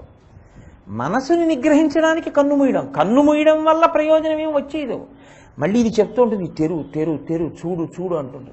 నేను చూడను అని కళ్ళు బలవంతంగా మీరు బుద్ధి బలంతో ముయ్యాలి, మనసు కన్నా పై స్థాయిలో ఉన్న బుద్ధిని వాడుకుని. ఇప్పుడు ఇంద్రియాల్ని అదుపు చేయడం ఎందుకు అంటే మనసుని అదుపు చేయడానికి. ఎందుకండి అల్లరంతా అసలు కోటేశ్వరారు, దేనికి ఈ ప్రారంభం అంతా మాకు అంటారేమో. నేను మీతో చమత్కారం మనవి చేస్తాను, కొంచెం జాగ్రత్తగా పట్టుకునే ప్రయత్నం చేయండి, మీరు పట్టేసుకుంటారు. ఎందుకంటే మీరు ప్రాజ్ఞులు, తెలియనట్టున్నారు కానీ మీకు అన్నీ తెలుసు. మనకి ఒక చమత్కారం ఉంటుంది. మనసు ఏం చేస్తుందో తెలుసా అండి? అది సంకల్ప వికల్ప సంఘాతం. ఎప్పుడు ఏదో అడుగుతూ ఉంటుంది. అందుకని అది ఏం చేస్తుందంటే, ఓసారి చూడు అంటుంది. మనం చూడండి, ఓసారి చూసిరా అంటుంటాం, అలా ఓసారి చూడంటుంది. ఇప్పుడు అది అనుభవించడానికి, అంటే దాని ప్రయోజనాన్ని గమనించడానికి దానికి 5 భటులు ఉంటారు దాని దగ్గర. చూడు అంటే కన్ను చూస్తుంది, చూస్తే దానికి నచ్చింది అనుకోండి, నచ్చిన దాన్ని వాసన అంటారు, దాచుకుంటుంది మనసులో, రికార్డ్ చేస్తుంది. టేప్ రికార్డర్ మీద మీరు ఒక ధ్వనిని వినిపిస్తే అది ముద్రణ చేసేస్తుంది. అలా మనసు ఏం చేస్తుందంటే రికార్డ్ చేస్తుంది. అది బాగుంటుందంట. అక్కడ మామిడి చెట్టు ఉందే, బోలెడన్ని పళ్ళతో పెద్ద శాఖలతో ఉంటుందే, ఎంత బాగుంటుందో ఆ మామిడి చెట్టు అంటుంది. అంటే చూసిన దాన్ని రికార్డ్ చేస్తుంది. దీన్ని రుచి అంటే కుతూహలం చూడాలని, వాసన చూసిన దాన్ని గుర్తుపెట్టుకోవడం. ఏమంటుందంటే ఇంకోసారి ఇంకో భటుడిని వాడుతుంది. బొబ్బట్టు ఇదేమిటో, బొబ్బట్టు జీవితంలో మొదటిసారి తినడం అన్నది ఒకటి ఉంటుంది కదండి. పుడుతూనే బొబ్బట్టుతో తినేసి పుట్టంగా బొబ్బట్టుట తిను అంటుంది. అంటే అప్పుడు ఏం చేస్తుందంటే నాలుక తింటుంది. తిని అబ్బా ఎంత బాగుందో అంటుంది. ఇంకోటి తిను అన్నారనుకో, 4 తిని అబ్బా ఇంకా చాలండి. అంతే, మర్చిపోతుందని మీరు అనుకుంటున్నారా? ఒక వారం పోయాక కిందటి సోమవారం బొబ్బట్టు తిన్నామే చేసుకుంటే. ఇది మనసుకి ఇంద్రియానికి ఉన్న సంబంధం అలా ఉంటుంది. ఇంద్రియంతో రుచి చూస్తుంది, వాసనగా దాచుకుంటుంది. మీరు ఎన్ని రుచులు చూపించారో అన్ని వాసనలుగా దాచుకుంటుంది. మళ్ళీ ఇందులో ఏం చేస్తుందో తెలుసా అండి? కొన్నిటిని వదిలేస్తుంది. వదిలిపెట్టి బలవత్తరంగా తన జీవితంలో వ్యామోహంగా ఏదో ఒక దాని మీదకి వెళ్ళి నిలబడిపోతుంది. అది పైకి చెప్పడు కానీ లోపల ఉండిపోతుంది ఆ కోరిక, ఏదో ఒక దాని మీద నిలబడిపోతుంది. ఇది నిలబడిపోతే ఏమవుతుందంటే లలితా సహస్రనామ స్తోత్రంలో దీని మీదే భాస్కర్ రాయల వారు వ్యాఖ్యానం చేశారు. పునర్జన్మ అందుకు వస్తుంది. మనసు వెళ్ళి మనసు ఊపిరి మీద నిలబడుతుంది. అంటే వాయువు మీదే మనసు ఉంటుంది. ఆఖరి ఊపిరి తీసేటప్పుడు మనసు బలంగా దేన్ని కోరిందో దాన్ని ఆలోచిస్తుంది. దేన్ని కోరుతూ వదిలిపెట్టాడో దానిలోకి ఈశ్వరుడు ప్రవేశపెడతాడు. అంటే నేను మీకు ఒక ఉదాహరణ చెప్పాలంటే, నేను చాలా సంపాదించి రహస్యంగా దాచేశాను అనుకోండి. మా ఇంట్లో బాత్రూమ్ గోడల్లో అక్కడ పెడుతుంటారని చదువుతుంటాం కదా, అలా ఏదో దాచేశాను అనుకోండి. అయ్యో అదంతా ఏమైపోతుందో అంటూ వెళ్ళిపోయాను అనుకోండి. ఈశ్వరుడు ఏం చేస్తాడంటే పునర్జన్మయందు ఆయన ఏ విధమైన పూచి పెట్టుకోడు. మీరు బాగా జ్ఞాపకం పెట్టుకోవాల్సిన విషయం ఒకటి ఉంటుంది. సనాతన ధర్మమునందు పునర్జన్మ సిద్ధాంతాన్ని అంగీకరిస్తాం. మళ్ళీ పుడతాము అని అంగీకరిస్తే సనాతన ధర్మంలో ఉన్నట్లు గుర్తు. ఈ సిద్ధాంతాన్ని అంగీకరించామని గుర్తు ఏమిటంటే బొట్టు పెట్టుకుంటాం. బొట్టు పెట్టుకుంటే మేము పునర్జన్మ సిద్ధాంతాన్ని అంగీకరిస్తున్నాం. పునర్జన్మ సిద్ధాంతాన్ని అంగీకరించావు కాబట్టి నీ మనసుని నిగ్రహించి పాపపుణ్యముల యందు జాగ్రత్తగా ఉండాలి. నువ్వు చేసింది అనుభవించవలసిందే, ఎవడో దాన్ని తీసేస్తాడని సనాతన ధర్మంలో చెప్పరు. కాబట్టి బొట్టు పెట్టుకుంటారు. కాబట్టి ప్రవర్తన మీద ప్రభావం ఉంటుంది బొట్టు పెట్టుకుంటే. నేను జాగ్రత్తగా ఉండాలి నా ప్రవర్తన అన్న నియంత్రణ ఉంటుంది దాని మీద. ఇప్పుడు ఏమవుతుంది? మీరు చేసినటువంటి పనులు ఏ ఉన్నాయో వాటిని దృష్టిలో పెట్టుకొని ఊపిరి విడిచిపెట్టినప్పుడు పునర్జన్మ వచ్చేస్తుంది. ఈశ్వరుడు తన మీద ఏం పెట్టుకోడు. ఆఖరణ నువ్వు ఇది కోరావా లేదా? కోరాను, వెళ్ళి అందులోకి. ఐశ్వర్యం గురించి కదా బెంగెట్టుకున్నావు, నీ డబ్బుల గురించి కదా తాపత్రయపడ్డావు. డబ్బులు ఎక్కడున్నాయి? బాత్రూమ్ గోడలో వదిలిపెట్టావు. ఆ డబ్బు ఏమైపోతుందని కదా బెంగ పెట్టుకున్నావు. బాత్రూమ్ గోడ ఇటకల మధ్యలో ఉన్న చిన్న జాగాలో పడుకుని అక్కడికి ఎవరైనా వస్తే నీ డబ్బు పాడు చేస్తారేమో అని బెంగ. కాబట్టి వాళ్ళని కుట్టేటటువంటి జీవిగా పుట్టు. ఓ తేలో జెర్రోయి గోడలో పడుకుంటాడు. ఇప్పుడు ఇది ఎప్పుడు నేను ఉత్తినే చెప్పాను అనుకుంటున్నారా? నేను మార్కండేయ పురాణంలోంచి చూపిస్తున్నాను ఈ ఉదాహరణ. ఇప్పుడు చెప్పు చేత చచ్చిపోతాడు. కొడుకు ఏం చేస్తాడంటే ఎప్పుడో బాత్రూంలో పెడతాడు. వీడికి తాపత్రయం. వాడేదో తీస్తుంటే వీడు ఏమైనా చేసి డబ్బంతా పాడు చేసేస్తాడేమో అని బయటకు వస్తాడు. వాడేం చేస్తాడు? చెప్పట్రాని కొడతాడు. కొడితే ఆ విషం విరిగిపోయి ఆఖరికి ఇలా చచ్చానని అప్పుడు ఏదో ఏడుస్తాడు. ఏడిస్తే అప్పుడు మళ్ళీ ఆఖరి ఆలోచన ఏముంటుందో అందులో పోతాడు. ఇది మళ్ళీ మనుష్య జన్మలోకి రావాలంటే కొన్ని కోట్ల జన్మలు తిరగాల. అలాగే స్వేచ్ఛామరణం ఉండదు. వచ్చిన బాధ వల వేసి, ఉచ్చు వేసి, కర్రలు పెట్టి కొట్టి, శూలాలతో పొడిచి, ఈటెలు పెట్టి, బాణములు పెట్టి పొడిచి చంపేస్తారు. లేకపోతే ఇంకొక మృగం దీన్ని తరిమి పట్టుకు తినేస్తుంది. ఒక్క మనుష్యుడు మాత్రం స్వేచ్ఛగా ఊపిరి విడిచిపెట్టగలడు.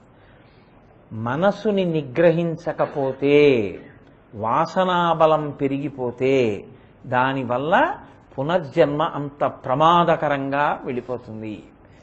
ఈ శరీరంలోంచి ఊపిరి వెళ్ళిపోగానే దీనితో ఉన్న అనుబంధాలన్నీ స్వస్తి.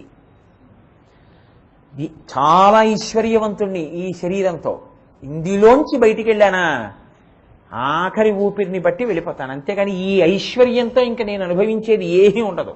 వారసులు పనిచేసుకుంటారు. లోపల నా మనసుని ఎంత సంస్కరించానో దాన్ని బట్టి నా ఉన్నతి. నాకెప్పుడు శాస్త్రం మీద, ఈశ్వరుడి మీద, రామాయణ భారత భాగవతాల మీద నా ఆలోచనలు అనుకోండి, నా ఆఖరి ఊపిరి దాని మీదే నిలబడుతుంది. అందుకని భగవన్నామం అలవాటు చేసుకో అలవాటు చేసుకో అలవాటు చేసుకో అని అందుకంటారు. అప్పుడు కూడా నామమే వచ్చిందనుకోండి, ఒక పండితుడు కడుపున పుట్టి తరించేటట్టుగా వెళ్ళిపోతాడు.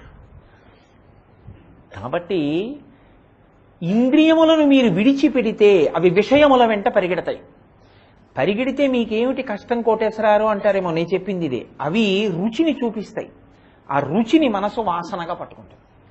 ఈ వాసనాబలం ఏం చేస్తుందంటే దేని మీద తీవ్రంగా ఉండిపోయిందో దాని మీదకే వెడుతుంది. అందుకే మీరు చూడండి, దుర్వ్యసనములకు అలవాటు పడిన వారిని చూసి హేళన చెయ్యవద్దు అని చెప్తారు శాస్త్రంలో. ఎందుకో తెలుసా అండి? వాసనాబలం. ఆయన గత జన్మలో దానికి అలవాటు పడిపోయాడు. సాయంకాలం అయ్యేటప్పటికీ మద్యం తాగే అలవాటు విపరీతంగా పెంచుకున్నాడు. అది క్రమంగా తన జీవితంలో రాత్రింబవళ్ళు తాగే అలవాటుకు వచ్చాడు. ఆఖరికి దాన్ని కలవరిస్తూ అది తాగి చచ్చిపోయాడు. దాని మీదే వ్యామోహంతో పోయాడు. ఇప్పుడు పుట్టి కూడా గుణనిధిలా మళ్ళీ వ్యామోహం అంతా దాని మీదకే లాగేస్తుంటుంది. అదేంటండి ఈయన ఎలా తయారయ్యాడండి ఇలాగా అంటే? వాసనాబలం. అది జన్మ జన్మల వెంట తరుగుతుంది. అలా తరమకుండా మీరు మీ మనసుని భద్రం చెయ్యవలసిన అవసరం చాలా చాలా ఉంటుంది. బయటవేముందండి, అందరూ పట్టుకెళ్ళిపోతారు. కింవానేన ధనేన వాజికరిభి ప్రాప్తేన రాజ్యేన కిం కింవా పుత్ర కళత్ర మిత్ర పశుభిర్దేహేన గేహేన కిం జ్ఞాతైత క్షణభంగురం సపటితో చాద్యం మనోదూరత స్వాత్మార్థం గురువాక్యతో భజ భజ శ్రీపార్వతీ వల్లభం అంటారు శంకరాచార్యులు వారు. అన్నీ వెళ్ళిపోయేవే. రాజ్యాలు, గీజ్యాలు, సంపదలు, ఐశ్వర్యాలు, తెచ్చుకున్న కార్లు, గుర్రాలు, కొడుకులు, కూతుళ్ళు, అల్లుళ్ళు, ఆఖరికి కాయము వీడి జీవుడతి కంపిత తిత్తత నీగుచుండవో నాయనయంచు ఏడ్చు నిజనందన నందినులైన కాని కందోగిని భస్మముల్ తొలుత దుఃఖమహంబుని సొచ్చు పత్నియున్ కాయము వీడి రారు కథ చేసిన కర్మము పుణ్యము తప్ప శంకర. ఏమొస్తుంది? ఏమి రాదు, ఎవరు రారు. ఒక్కొక్కళ్ళు ఒక్కొక్క చోట ఆగిపోతారు. మీరు చేసింది ఏదో మీ వెంట వచ్చేస్తుంది. కాబట్టి శంకరాచార్యులు వారు అంటున్నారు, వారి రేపాడైపోతున్నాడు రా వీడు, మనుష్య జన్మ ఎత్తి రుచి వాసనకి లొంగిపోతున్నాడు, అనేకమైన రుచుల వైపు వదిలిపెట్టేస్తున్నాడు ఇంద్రియాలని. ఈ వెళ్ళి రుచులు చూస్తున్నాయి, వాసన కింద మనసు పట్టుకుంటోంది. ఎలా వీడిని రక్షించడం? శమయ విషయ మృగతృష్ణాం అంటారు. ఈశ్వరా నాకేమిస్తావో తెలుసా? ఈ విషయముల వెంట పరిగెత్తకుండా నన్ను కాపాడు. ఆయన ఎంత పెద్ద ఆ ఉపమానం తీసుకొచ్చి వేసేశారంటే మృగతృష్ణాం అన్న మాట వాడారు. శంకర భగవత్పాదులు ఒక మాట వాడితే మీరు దాన్ని తీసి ప్రత్యామ్నాయం పెట్టడం కుదరదు. సంస్కృతంలో మృక్ అంటే వెతుకుట అని పేరు. మృక్ అంటే వెతుకుతుంది కాబట్టి మృగము.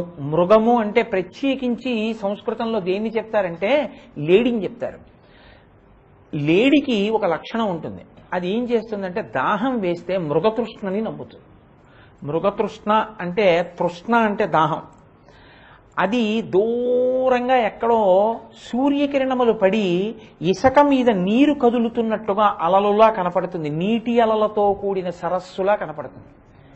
ఈ మృగం ఏం చేస్తుందంటే తృష్ణ, దాహంతో, తృష్ణ అంటే దాహము అని చెప్పవలసి ఉంటుంది.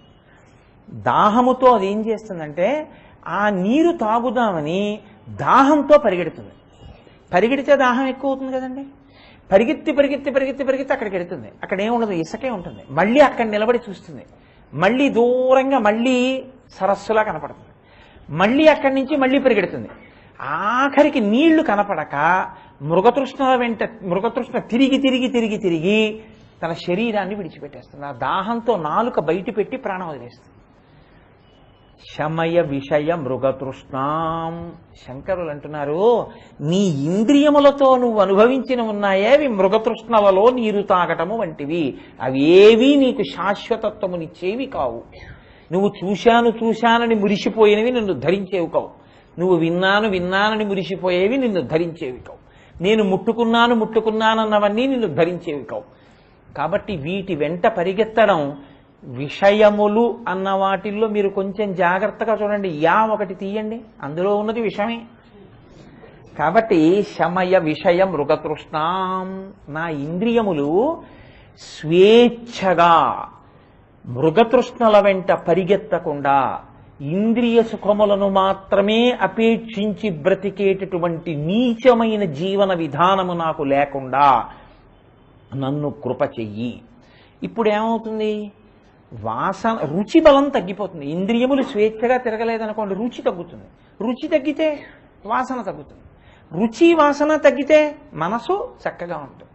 అయితే మీరు నన్ను మాట అడగచ్చు, బాగుందండి మీరు చెప్పేది వినడానికి బాగుంది, మీరు అన్నం తింటున్నారా?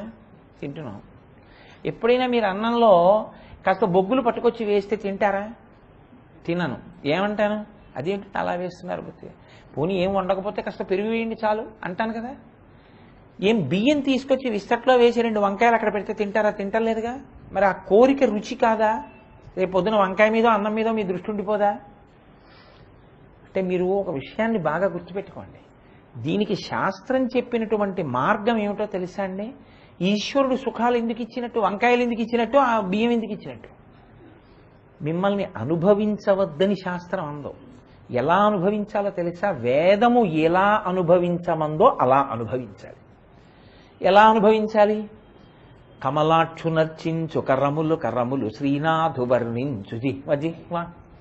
ఇన్ని సన్నజాజి పూలు పెట్టుకోవాలనిపించింది ఒక ఆవిడికి. సాయంకాలం పూల కొట్టుకు వెళ్ళింది, చూసింది పెద్ద సన్నజాజి పూల దండలు అమ్ముతున్నారు. పా ఎంత బాగున్నాయో సన్నజాజి పూలు అనిపించింది.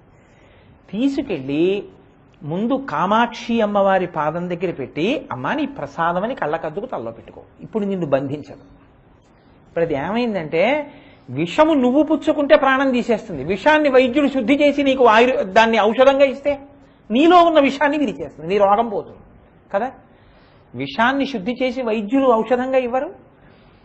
మీ కోర్కెయందు శుద్ధి ప్రవేశిస్తుంది, రుచి వాసన మిమ్మల్ని ఇంకా బంధించలేవు.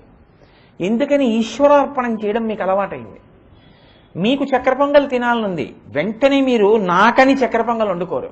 శనివారం రాని తెల్లవారుజామున చక్కెర పొంగలి కాసిన యాలక్కాయలు ఆ జీడిపప్పు అన్నీ తీసుకొచ్చి చక్కెర పొంగలి వండి వెంకటేశ్వర సుప్రభాతం చేసి అందరం కూర్చుని విష్ణు సహస్రనామ స్తోత్రం చేసి పిల్లకి సంగీతం నేర్పాంగా నేను గీతమవధారయ అంటాను. అప్పుడు దానిలో కీర్తన చేయమను. చక్కగా చక్కెర పొంగల్ నైవేద్యం పెట్టుకుని అందరం ఈశ్వర ప్రసాదంగా తిందాం. ఇప్పుడు ఏమైంది? చక్కెర పొంగల్ తినలేదా మీరు?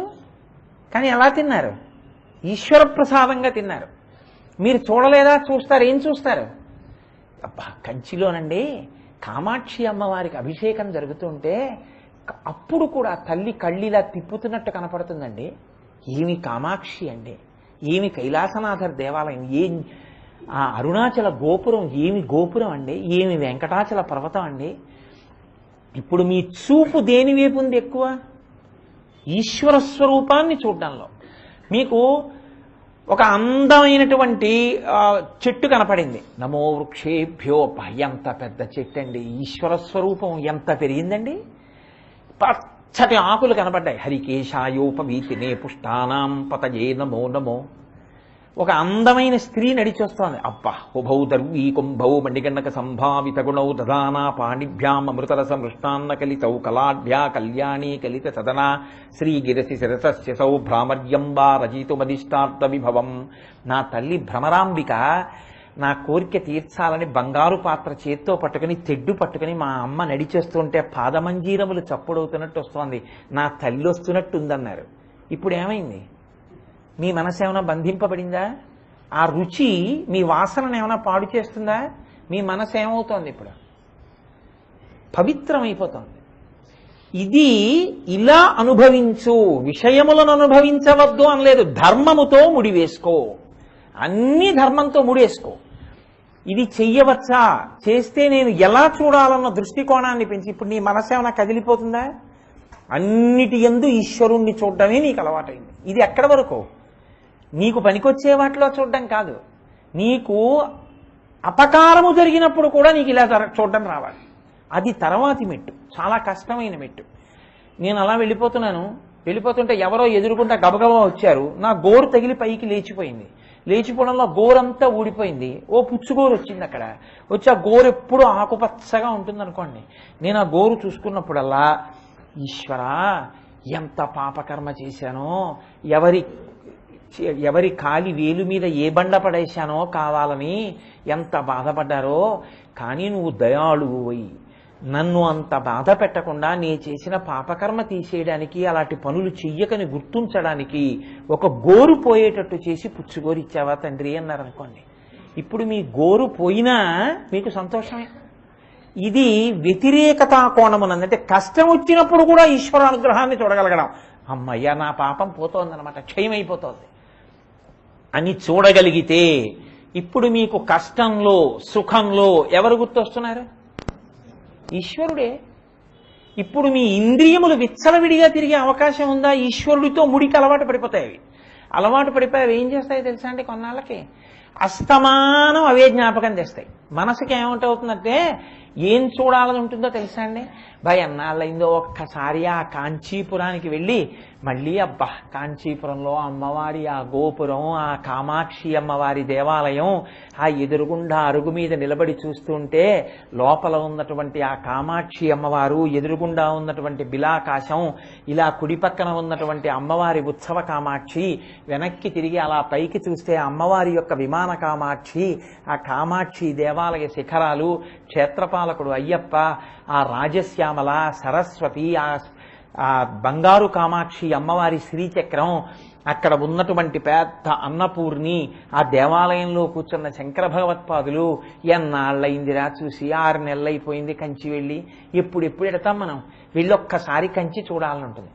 మీరు మనసుకి ఏది ఇచ్చారో దాన్నే వాసనగా మారుస్తుంది. ఇప్పుడు ఈ స్మరణల చేత మీరు పునీతులైపోతున్నారు, మీరు పుణ్యాన్ని మూట కట్టుకుంటున్నారు, ఈశ్వరుడి వైపుకి వెళ్ళిపోతున్నారు. ఇప్పుడు ఇంద్రియాలు మిమ్మల్ని ఏమైనా పాడు చేశాయా?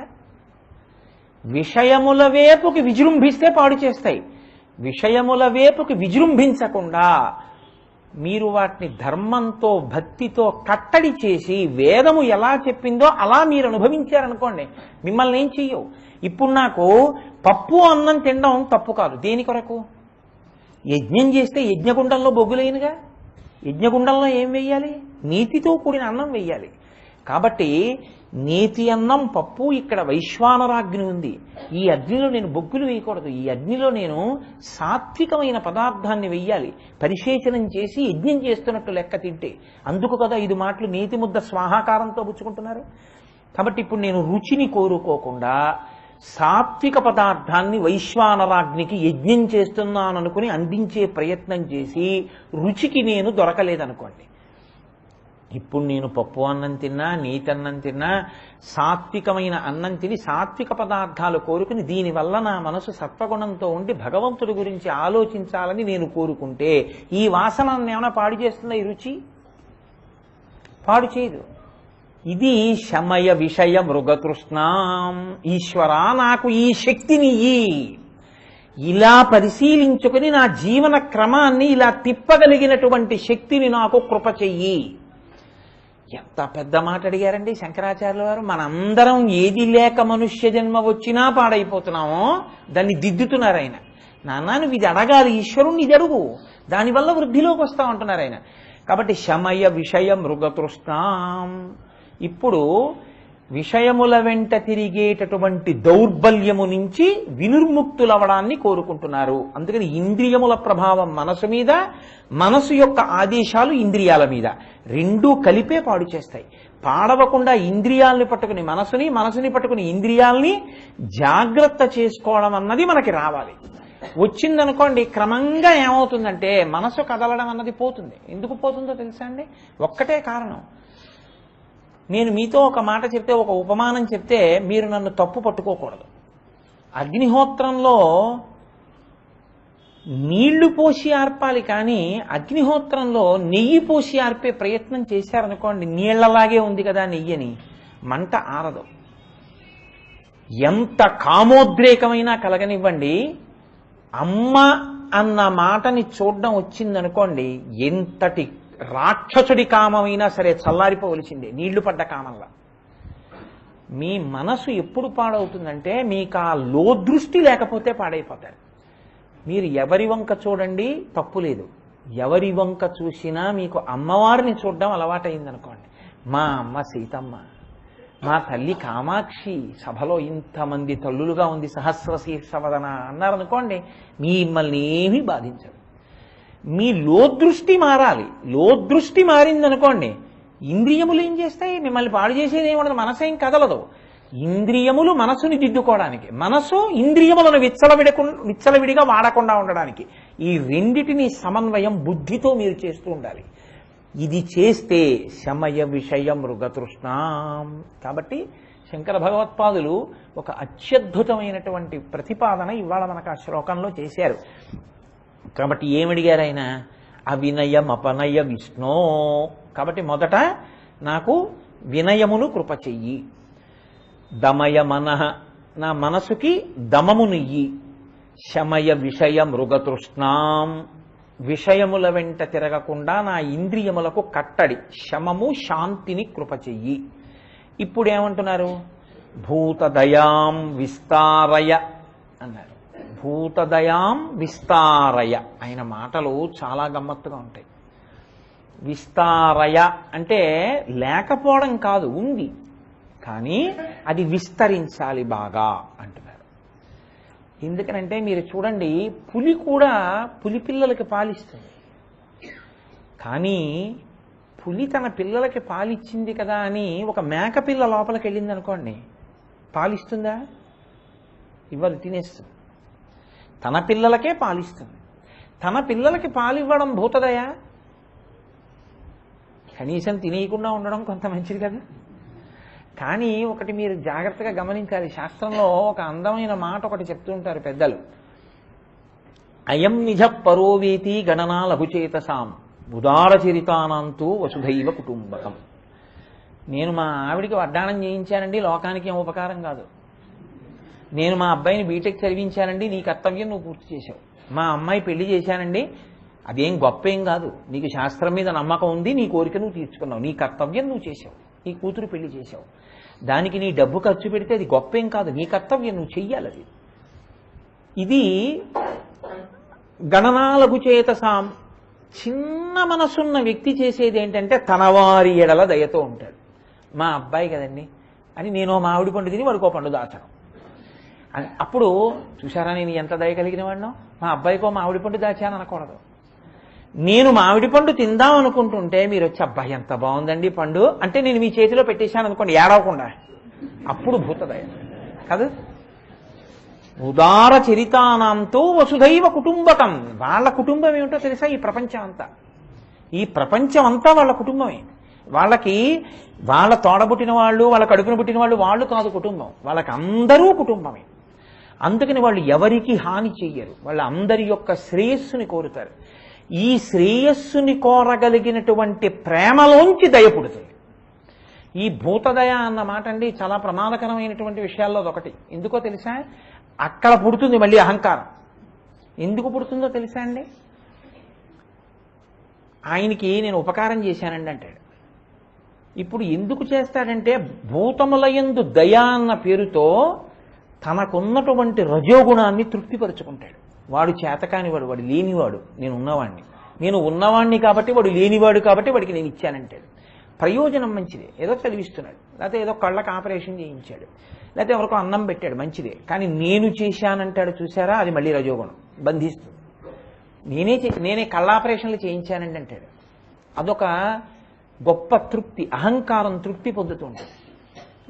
లేకపోతే వరదలు వచ్చేయండి, వాళ్ళెవరో ఇల్లు కొట్టుకుపోయారు, పాపం వాళ్ళందరూ ఎక్కడో ఉన్నారు. నువ్వు పట్టుకెళ్ళి వాళ్ళందరికీ వండుకోవడానికి ఏదో తలకో కేజీ బియ్యమును ఒక్కొక్క పాత్ర పంచిపెట్టావు. ఫోటో పేపరు అవసరమా?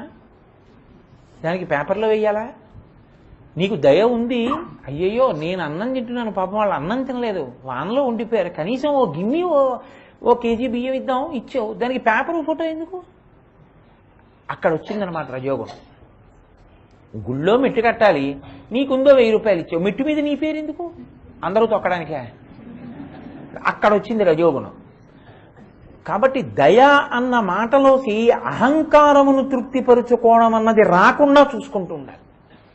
భూతదయ అన్నదానికి ముందు ఏది ఉండాలంటే ప్రేమ ఉండాలి. ప్రేమతో చేసినటువంటిది భూతదయ తన అభివృద్ధికి, తను ఈశ్వరుణ్ణి చేరుకోవడానికి మార్గం అవుతుంది. మీరు ఇది చాలా జాగ్రత్తగా పట్టుకోవాల్సి ఉంటుంది. అలా కాని భూతదయ ఉందనుకోండి, అప్పుడు ఏమవుతుందో తెలుసా అండి, అది తనని తాను బంధించుకోవడానికి పనికొస్తుంది. తనని తాను బంధించుకోవడానికి పనికొచ్చేటట్టుగా ఏ పని చేయకూడదు. ఎందుకో తెలుసా అండి, ఒక్కటే మీరు ఏం చేస్తున్నా ఒకటి గుర్తుపెట్టుకోవాలి. మీరు తాడట్టుకొచ్చి నా చుట్టూ ఎడంవైపు నుంచి ఇలా తిప్పేశారు, ఏం చేశారు? నన్ను కట్టేశారు కదా. ఇప్పుడు కాసేపు ఆగొచ్చి దాన్ని కుడి చేతి పక్కకి తిప్పేశారు. ఏం చేశారు? కట్టిప్పేశారు. కాసేపు ఆగొచ్చి మళ్ళీ కుడి చేతి పక్క నుంచి తిప్పేశారు. ఏం చేశారు? కట్టేశారు. ఇందాక కుడి చేతి పక్క కడితే తిప్పితే విప్పాను కదండి, ఇప్పుడు కుడి చేతి పక్కే తిప్పుతున్నానని తిప్పితే కట్టేశారు. ఇప్పుడు మళ్ళీ ఎడం చేతి పక్కకి తిప్పితే విప్పేశారు. మీకు కట్టు విప్పు రావాలి. మీరు చేసేది ఎందుకు చేస్తున్నారన్నది మీకు తెలిసి ఉండాలి. అది మీరు చూడలేదనుకోండి, మనసు ఏం చేస్తుందో తెలుసా అండి, మళ్ళీ అక్కడికి తీసుకొచ్చి రజోగుణాన్ని పెడుతుంది. చూసావా నువ్వు ఎంతవాడివో, వాళ్ళందరికీ పాత్రలు ఇచ్చావు, వాళ్ళందరికీ అన్నం పెట్టావు. చూసావా నా ఫోటో వచ్చింది పేపర్లో అన్నం పెడుతున్నట్టు, కొంచెం యువతల పక్క ఇది ఇవ్వాల్సింది. వాడి ఎందుకు పక్కన 1000 రూపాయలు ఇచ్చాడు, నేను 10,000 ఇచ్చాను, వాడి ఫోటో నా ఫోటో కూడానా అంటాడు. అయిపోయిందా? అది రాకుండా ఉండాలంటే ఏంటి దిక్కుమాలి ఫోటో ఎందుకు, ఎప్పుడు వేయమన్నాడు వీడిని? అన్నం పెడితే ఫోటో వేస్తారా? తప్పు కదూ అని మీరు అనగలిగారు అనుకోండి. వాడికి ప్రేమతో పెట్టాను నేను, ప్రేమతో పెడితే ఫోటో ఎందుకు అని మీరు అన్నారనుకోండి, అది భూతదయ. భూతదయ అంటే సమస్త ప్రాణులను ప్రేమించగలిగినటువంటి లక్షణం. ఆ ప్రేమించగలిగినటువంటి లక్షణము వస్తే దానిలోంచి దయ పుడుతుంది. ప్రేమ లేని దయ పుట్టే అవకాశం ఉండదు. ప్రేమ లేకుండా చేసే పనులు ఎందుకు పనికొస్తాయంటే రజోగుణ సంపర్కానికి పనికొస్తాయి. ప్రేమ ఏం లేదు, వీడి అహంకారం తృప్తి పొందడానికి వాడికి ఏదో ఉపకారం చేస్తాడు అంతే తప్ప ఇంకొకలా చేయడు. మీరు చూడండి, కొంతమంది బనీన్లు ఇస్తుంటారు. ఆ బనీన్ల వెనక ఫలానా వారు మరణించినప్పుడు వారి పుత్రుడు ఫలానా వారిచే బహూకరింపబడిందో దానం చేయబడి ఓ గ్లాస్ ఇస్తాడు, దాని చుట్టూ ఉంటుంది ఏమో రాసి, ఫలానా వారు చచ్చిపోతే 11వ రోజున ఈ గ్లాస్ ఇవ్వబడిందని. ఎందుకది అంటే ఆ గ్లాస్ ఉన్నన్నాళ్ళు అది కూడా ఉండాలని. అది ఉండకపోతే మీ నాన్నగారు తృప్తి పొందరేంటి? అంత చిత్ర విచిత్రమైనటువంటి స్థితిలో ఉంటాయి. అలా ఉండకూడదు. భూతములను ప్రేమించడము వలన దయ ఉండాలి. ప్రేమించడం ఎందుకు ప్రేమించాలి? ఒక్క కారణానికే ప్రేమించాలి. ఎందుకో తెలుసా అండి? ఈశ్వరుడండి అందులో ఉన్నదని ప్రేమించాలి. అక్కడ మళ్ళీ ముడిపడదు. ఏమండి, నేను తింటే నాలో ఉన్నటువంటి ఏ ఈశ్వరుడు తృప్తి పొందుతున్నాడో వారు తిన్నా ఆ ఈశ్వరుడే తృప్తి పొందుతాడు. అందుకని నేను ఒక్కడిని తినేయడం కాదు, నేను తిని వారికి లేదు కాబట్టి వారికి కూడా పెడితే వారిలో ఉన్న ఈశ్వరుడు కూడా తృప్తి పొందుతాడు. అందుకని ఇస్తున్నానని ఇవ్వాలి. అందుకే బలిచక్రవర్తి దానం చేస్తే విప్రాయ ప్రకట వ్రతాయ భవతే విష్ణు స్వరూపాయతే తత్ ప్రామాణ్య విధే తిపాదస్య ధరణిం దాస్యామి అంచున్ క్రియాక్షిప్రుండై ధనుజేశ్వరుండు వడుగున్ శేషాచి పూజించి బ్రహ్మప్రీతం మనిధారబోస భువనం ఆశ్చర్యము పొందగా అన్నారు పాత్ర గారు. అందుకే సనాతన ధర్మంలో మీరు ఒక గమ్మత్తు గమనించి ఉంటారు. దానం చెయ్యడానికి పుచ్చుకునేవాడు ఉండాలి. పుచ్చుకున్నవాడు ఇచ్చిన వాడికి నమస్కారం చేస్తాడా? ఇచ్చినవాడు పుచ్చుకున్నవాడికి నమస్కారం చేస్తాడా? మీరు లౌకికంగా ఆలోచించండి. ఆయన ఎవరికో అన్నం లేదు, అయితే ఆయన ఎవరికో బట్టలు లేవు, ఆయనకి నేను జత బట్టలు ఇచ్చాను. ఇప్పుడు బట్టలు పుచ్చుకున్న ఆయన ఇచ్చిన ఆయనకి నమస్కారం చేయాలా? ఇచ్చిన ఆయన పుచ్చుకున్న ఆయనకి నమస్కారం చేయాలా? లౌకికంగా చెప్పండి నాకు, నేను వైదికంగా అడగట్లేదు మిమ్మల్ని. ఉపకారం పొందినవాడు కదండి నమస్కారం చేయాలి. బట్టలు పుచ్చుకున్నవాడు బట్టలు ఇచ్చిన వాడికి నమస్కారం చేయాలి. కానీ మనం ఏం చేస్తాం? బట్టలు ఇచ్చి మనమే ఆయన కాళ్ళకి నమస్కారం చేస్తాం. ఎందుకు నమస్కారం చేస్తాం? నీకు కాదయా ఇచ్చింది, నీలో ఉన్నటువంటి విష్ణుస్వరూపానికి ఇస్తాం. భవతే విష్ణుస్వరూపాయతే. ఈశ్వర, నా దగ్గర ఈనాడు ఈ పంచె నువ్వు గ్రహించావు కాబట్టి దాన్ని పుణ్యంగా మార్చావు. ఇక్కడ నా ద్రవ్యం పుణ్యంగా మారింది. పుణ్యంగా మారింది కాబట్టి ఈ జీవుడికి వచ్చే జన్మలో కట్టుకోవడానికి బట్ట ఇస్తావు నువ్వు, దీన్ని అడ్డుపెట్టి. అలా నువ్వు ఆయనలో విష్ణువుగా పుచ్చుకోకపోతే వస్త్రదానం చేసిన పుణ్యం నాకెక్కడిది? ఉత్తర జన్మలలో మళ్ళీ నేను బట్ట కట్టుకోవడానికి నలుగురికి పెట్టడానికి నాకు పుణ్యం ఏది? కాబట్టి నాకు ఈ పుణ్యం కట్టబెట్టినవాడు ప్రతిగ్రహీతగా ఉన్నాడు. ఆ ప్రతిగ్రహీతగా నిలబడి పుచ్చుకున్న విష్ణువా నీకు నమస్కారం. ఈశ్వరుణ్ణి చూసి నమస్కరిస్తాం. అందుకే సనాతన ధర్మంలో పుచ్చుకున్నవాడు ఇచ్చిన వాడికి నమస్కారం చెయ్యడు, ఇచ్చినవాడే పుచ్చుకున్నవాడికి నమస్కారం చేస్తాడు. కారణం ఏమంటే ఇదే. మీకు ఈ సంస్కృతి, ఈ ఔదార్యం మిగిలిన చోట్ల కనపడదు. అందుకే భారతదేశంలో దాన ధర్మాలు చేయడానికి సంఘాలు ఉంటావు. దానం చేయడానికి సంఘాలు పెట్టడం ఈ దేశానికి తెలియని విషయం. నాకు ఎక్కడైనా పురాణంలో చూపించండి. ఉచిత నేత్ర చికిత్సలు చేయించుట కొరకు ఒక సంఘము స్థాపింపబడినది అని ఏ రామరాజ్యంలోనో ఎక్కడో ఒక శ్లోకం నాకు చూపించండి. ఉండదు. ఎందుకు ఉండదో తెలుసా అండి? నా కుండలి, నా మకుటి, నా స్రగ్వి, నాల్పభోగవాన్, నా హస్తాభరణో, నానులిప్తాంగో, నాణ్య విద్యతే. అక్కడ ఉన్న వాళ్ళందరూ ఎవరికి వారే దానం చేసుకుంటారంతే. ఊళ్ళోకి ఎవరో వచ్చారు, అయ్యా మీరు ఈ ఊరికి అతిథిగా వచ్చారు, రండి మా ఇంట్లో భోజనం చేయండి అంటారు. ఆయన ఎవరికో కష్టం వచ్చింది, ఈయన దగ్గర ఉంది, ఈయన పట్టుకెళ్ళి ఆయనకి ఇస్తాడు. అసలు దానం చెయ్యడానికి సిద్ధంగా ఉంటారు. తన ద్రవ్యం పుని ఎవరికి వారు సనాతన ధర్మాన్ని జాగ్రత్తగా పాటిస్తే అందరూ అందరికీ అండదండలుగా నిలబడగలరు, అందరూ సంతోషంగా నిలబడగలరు. ఇది ఈ దృష్టి కోణం అలవాటైందనుకోండి, ఇది ప్రేమలోంచి పుట్టేటటువంటి గుణం. మీరు అందుకే చూడండి, మన వాళ్ళు ఏది అనవసరంగా పెట్టరు. కార్తీక మాసంలో పౌర్ణమి తిథి వస్తుంది. పౌర్ణమి తిథి అయితే ఇంట్లో చేస్తాం, కృత్తికా నక్షత్రం అయితే దేవాలయంలో చేస్తాం. శివకేశవుల ఆలయాల రెండిటిలోనూ జరిగేటటువంటి ఒకే ఒక ఉత్సవం కృత్తికా దీపోత్సవం. అరుణాచలంలో కొండ మీద పెద్ద దీపమే వెలిగిస్తారు. ఆ రోజున ఇంటింటే దీపాలు పెడతారు. కార్తీక పౌర్ణమి దీపాలు పెట్టారండి అంటారు. ఆ కార్తీక పౌర్ణమి నాడు ఉపన్యాసం చెప్తే 6-7 అయిపోతే తప్ప సభకి ఎవరూ పెద్దగా రారు, ప్రత్యేకించి స్త్రీలు. ఎందుకంటే ఇళ్లలో దీపాలు పెట్టుకుంటారు. కార్తీక పౌర్ణమి నాడు దీపాలు పెట్టుకోవాలి అని, ఇంటింట దీపాలు ఎత్తాలని ఎందుకు చెప్పారు? గుళ్ళల్లో దీపాలు ఎందుకు ఆ రోజున దీపాలు పెట్టడం? అంటే మనకి పెద్దలు ఒక విషయాన్ని ఆ రోజున బోధ చేస్తారు. కేవలం దీపం పెట్టమని చెప్పరు. ఆ రోజున ఏం చేయాలంటే, మీరు దామోదర స్వరూపాన్ని కానీ త్రయంబక స్వరూపాన్ని కానీ, త్రయంబకుడు అంటే శివుడు, దామోదరుడు అంటే విష్ణువు, విష్ణువైనా శివుడైనా ఒకటే. కానీ మీ మనస్సుని బట్టి త్రయంబకుణ్ణి కానీ దామోదరుణ్ణి కానీ దీపం మీదకి ఆవాహన చెయ్యాలి. ఆవాహన చేసి అక్షతలు వేసి మీరు దీపం దగ్గర నిలబడి ఒక శ్లోకం చెప్పాలి. ఆ శ్లోకం చెప్తేనే మీరు మనుష్య జన్మ ఎత్తినందుకు ప్రయోజనం. మీరు ఆ శ్లోకం చెప్పకుండా దీపం పెట్టారనుకోండి, మీకు అసలు మనుష్య జన్మ ప్రయోజనం తెలియలేదని గుర్తు. ఆ రోజు దీపం పెడితే ఒక మాట చెప్తాం, కీటాః పతంగాః మచకాశ్చ వృక్షాః జలే స్థలే ఏ నివసంతి జీవాః దృష్ట్వా ప్రదీపం నచ జన్మ భాగినః భవంతి త్వం శ్వపచాహి విప్రాహ అని చెప్తాం శ్లోకం. అంటే కీటాహ పురుగులు, పతంగాహ అంటే చిన్న చిన్న దోమలు, ఈగలు మొదలైనటువంటివి కాకుండా కొద్దిగా రెక్కలు ఉన్నటువంటివి.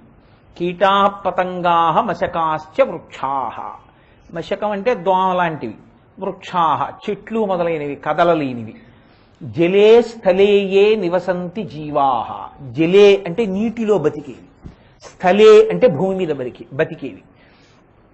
ఏవి తమంత తాము దీపము పెట్టలేవో, ఏవి తమంత తాము పుణ్యము చేసుకోలేకపోతున్నాయో, ఏవి ఈ దీపం పెట్టి ఈశ్వరుణ్ణి చేరలేక ఇలా నిలబడిపోయాయో, వాటి మీదకి ఈ దీప కాంతి ప్రసరించడం వల్ల ఈ దీపం పెట్టిన పుణ్యం వాటి ఖాతాలో కూడా పడి అవన్నీ కూడా మళ్లీ పుట్టవలసిన అవసరము లేని స్థితిని పొందుగాక. అందుకు పెడుతున్నాను ఈ దీపాన్ని అని చెప్తాను. జలే స్థలే ఏ నివసంతి జీవాః దృష్ట్వా ప్రదీపం నచ జన్మభాగినః. ఈ దీప కాంతి ఎంత దూరం పడుతోందో అంత దూరంలో కాంతి పడినంత మేర ఉన్న ప్రాణులన్నీ మోక్షాన్ని పొందుతాయి. ఇప్పుడు మీరెందుకు పెట్టారా దీపం అంటే, ప్రాణికోటి ఎందు ప్రేమ. అయ్యో ఎప్పుడు ఏ తప్పు చేశాడో ఇవాళ పురుగై పడిపోయి ఉన్నాడు.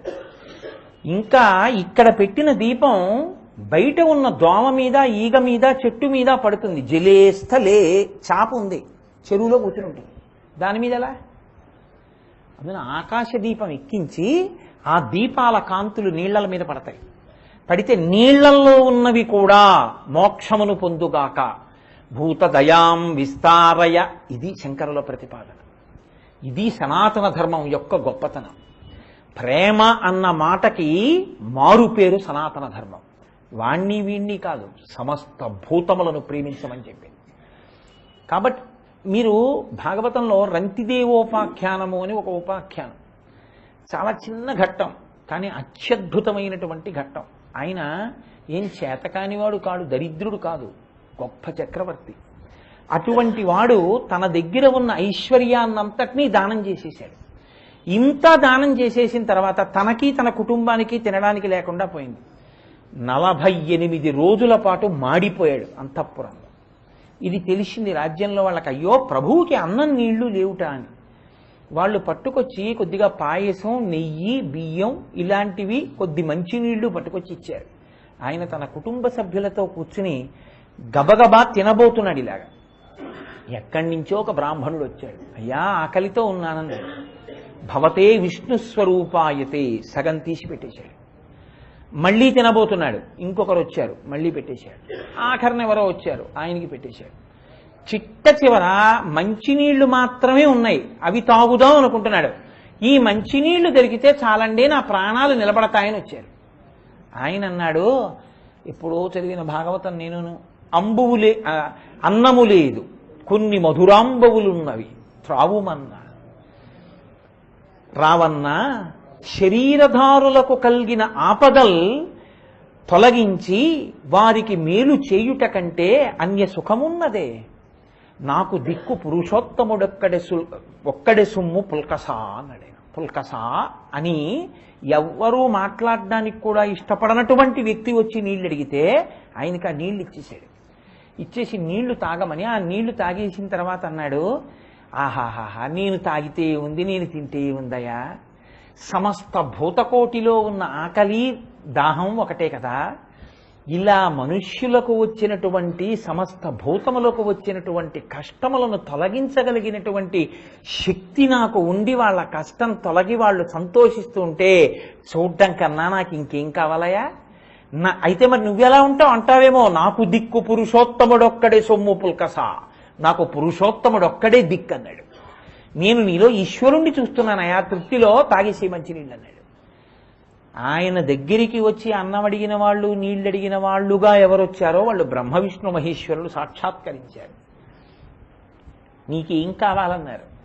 నువ్వు ఎలా ప్రతి ప్రాణి హృదయములోనూ ఉంటావో అలా నేను కూడా ప్రతి ప్రాణి హృదయములో ఉండి వాళ్ళ కష్టాన్ని నేను భరించే అనుగ్రహం నాకు ఇయ్యన్నాడు. ఎందుకంటే ఆ భూతములు బాధపడితే నేను చూడలేనన్నాడు. ఇది ఆయన ప్రేమ. భూతదయాం విస్తారయ. భూతదయ కలగడానికి మార్గం ఏదై ఉండాలంటే, నీకుందని వాడికి పెట్టానండి అనకూడదు, వాడికి లేదని నేను ఇచ్చానండి అనకూడదు, వాడి మీద ప్రేమతో ఇచ్చానండి, పరమ ప్రేమతో ఇవ్వాలి. మీ అబ్బాయికి నువ్వు ప్యాంటు చొక్కా కుట్టించావు, నాన్నగారండి నాకు ఆఫీసులో టైం కుదరట్లేదు, నాకు ఒక బ్లాక్ ప్యాంటును దాని మీద ఎల్లో షర్ట్ ఒకటి తెచ్చిపెట్టండి అన్నాడు. మీరు కాకినాడలో కుట్టించి హైదరాబాద్ పట్టుకొచ్చారు, దీన్ని సభలో ఇస్తారేంటి?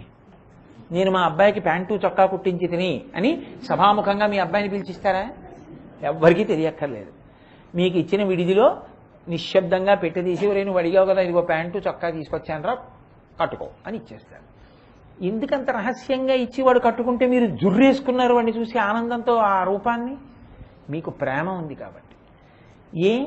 ఇంకోళ్ళకి అన్నం పెడితే ఫోటో ఎందుకు అంటే దయ లేదు కాబట్టి, ప్రేమ లేదు కాబట్టి. ప్రేమ లేని దయ అట్టహాసానికి పనికొస్తుంది, ప్రేమతో కూడిన దయ అభ్యున్నతికి పనికొస్తుంది.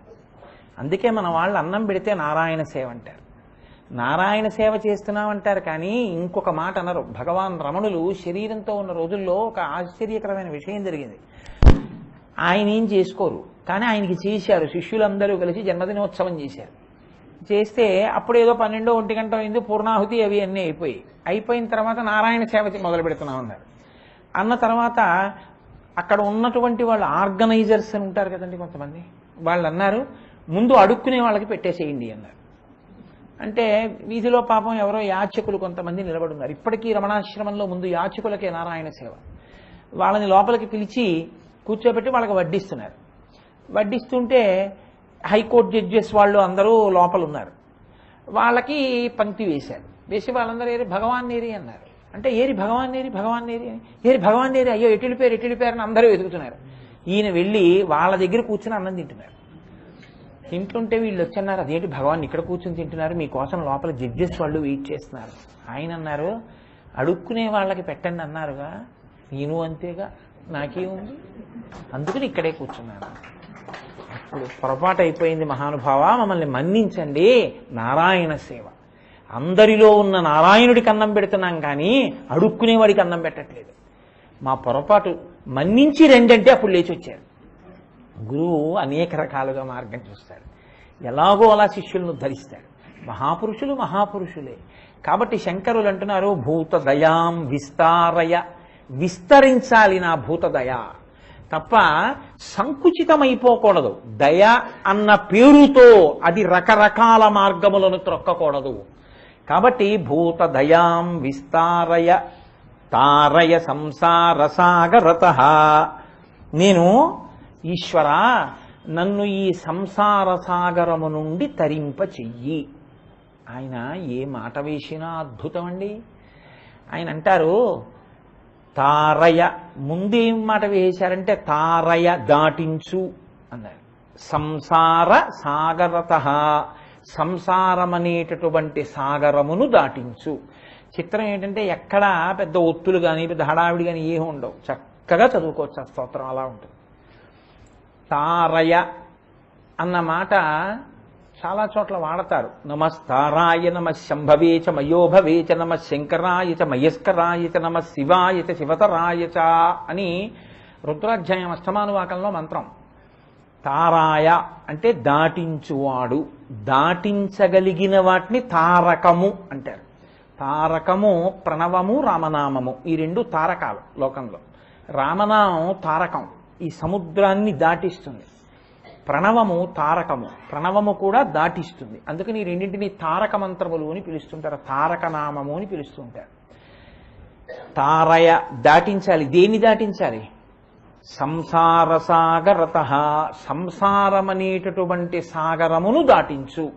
ఏమి సాగరమేమి అంటే, సాగరము అంటే గర అంటే విషం, సాగరము అంటే విషముతో కూడుకున్నది అన్న శబ్దాన్ని ఆయన చూపిస్తున్నారు. ఇందులో ఉన్నదంతా ఏముంటుందంటే విషమే ఉంటుందంటే, ఇందులో ఉన్నది ఏది మీకు పనికొచ్చేసి మిమ్మల్ని వృద్ధిలోకి తీసుకొచ్చేసి ఏదో మీకు ఆధ్యాత్మిక అభ్యున్నతిని కల్పించేస్తుంది అనుకోవడం మిమ్మల్ని మీరు దిద్దుకోపోతే తేలికైన విషయం కాదు. దూర్జటి దెప్పి పొడిచాడు శివుడి దగ్గరికి వెళ్ళి, పెద్ద ఉపకారం చేశావులే అన్నాడు. ఏం చేశానన్నాడు శివుడు. అంటే నన్ను ఎంత మాయ చేశావో తెలుసా? 55 ఏళ్ళు వచ్చేసాక తెలిసింది నువ్వు చేసిన మాయ. ఏం చేశావు? ఆలంచున్ మెడకట్టి ఒక ఆవిడ్ని పట్టుకొచ్చి మెడకు కట్టావు, నీ భార్య అన్నావు. దానికి అపత్యశ్రేణి కల్పించి ఓ కొడుకు కూతురు కూడా ఉంటే బాగుండనిపించావు. ఇద్దరు పుట్టారు. ఏం చేశాను? తద్బాలవ్రాతమునిచ్చి పుచ్చుకొను సంబంధంబు కావించి ఈ అమ్మాయిని పట్టుకెళ్ళి అక్కడిచ్చాను, ఇంకో అమ్మాయిని కోడలని తెచ్చుకున్నాను. బ్యాలెన్స్ అంతే. ఓబీ రిసీట్ ఇష్యూ సిబి ఒకటే ఉంది. ఓబీ ఒక ఆడపిల్ల, రిసీట్ కోడలు, ఇష్యూ ఆడపిల్ల, సిబి ఒకటే. మళ్ళీ ఇక్కడ కొడుకు ఇక్కడ ఉన్నాడు, ఇక్కడ కూతురు అక్కడికి వెళ్ళింది, అక్కడ అల్లుడు, వాళ్ళకో కోడలు వచ్చింది.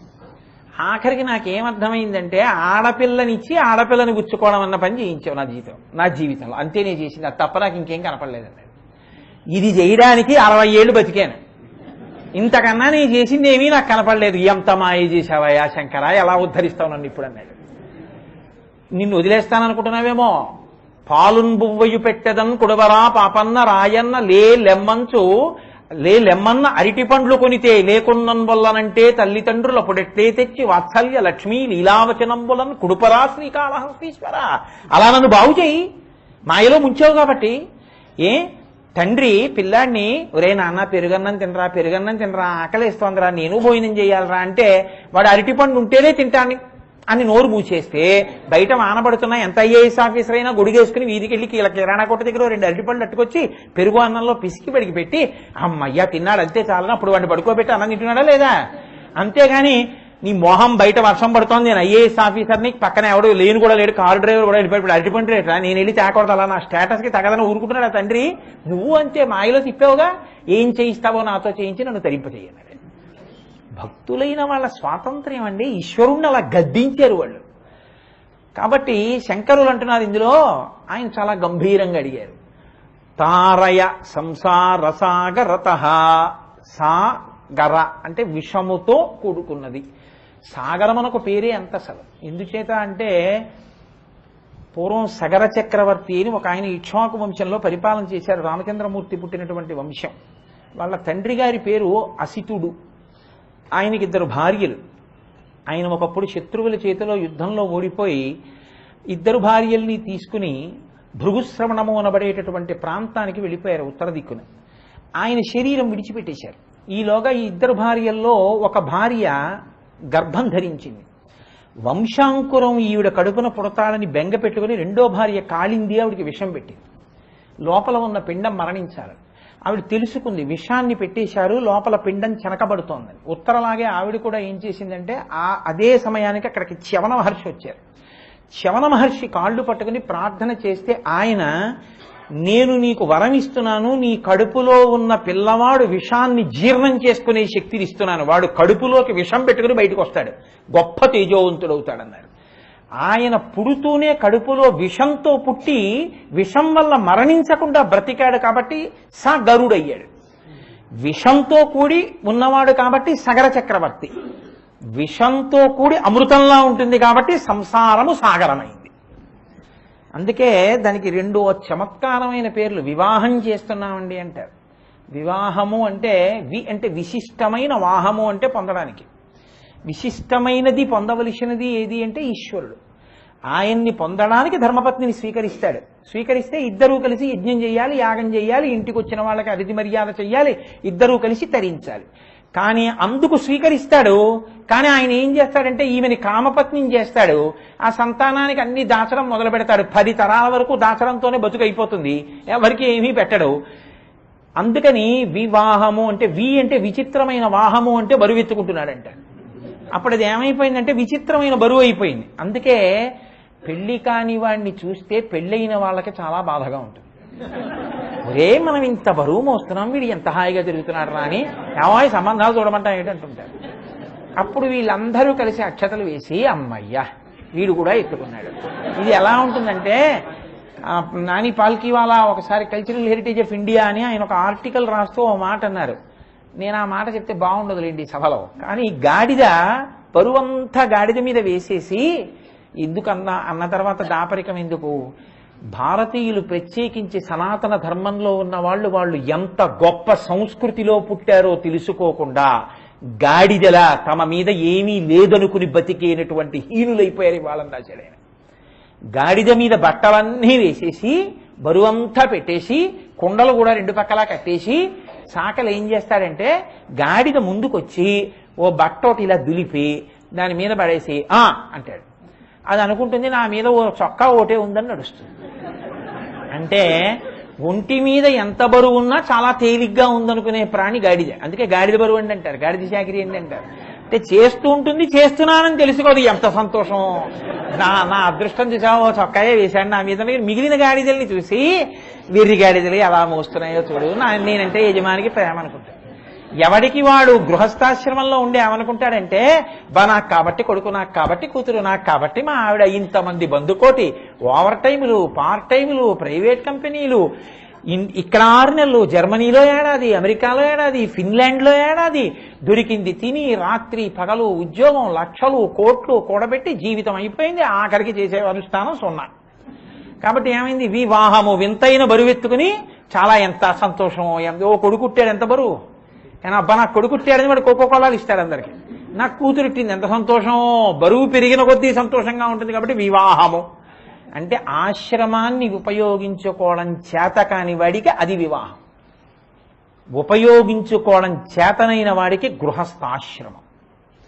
కాబట్టి ఇది తెలిసి ఉండాలి. ఇది తెలిసి ఉండకపోతే అది సాగరహ, అది విషంతో ఉంటుంది. ఎందుకని, విషం శరీరంలోకి ప్రవేశించింది అనుకోండి, ప్రధానమైనటువంటి అవయవం దగ్గరికి వెళ్ళడానికి రక్తంలో ప్రయాణం మొదలు పెడుతుంది. మొదలుపెట్టి ఏ గుండె దగ్గరికో మెదడు దగ్గరికో వెళ్ళి దాన్ని పట్టుకుంటుంది. కలుషితం అయిపోగానే ప్రాణం పోతుంది. ఏదో పాదం మీద పాము కరవగానే ఏం చచ్చిపోడు, వీడు ఎక్కువ ఆందోళన పడిపోతాడు. రక్తంలో ప్రవహించి ఏ గుండె దగ్గరికో చేరుకున్న తర్వాత మరణిస్తాడు. అంతేగాని పాము కరవగానే ఏం చచ్చిపోరు. ఏ గుండెల మీద గరిస్తే చచ్చిపోవాలి కానీ వెంటనే. ప్రయాణించి చంపే లక్షణం విషానికి ఉన్నట్టే అందులో ఉండి కాలం తెలియకుండా అయిపోతుంది.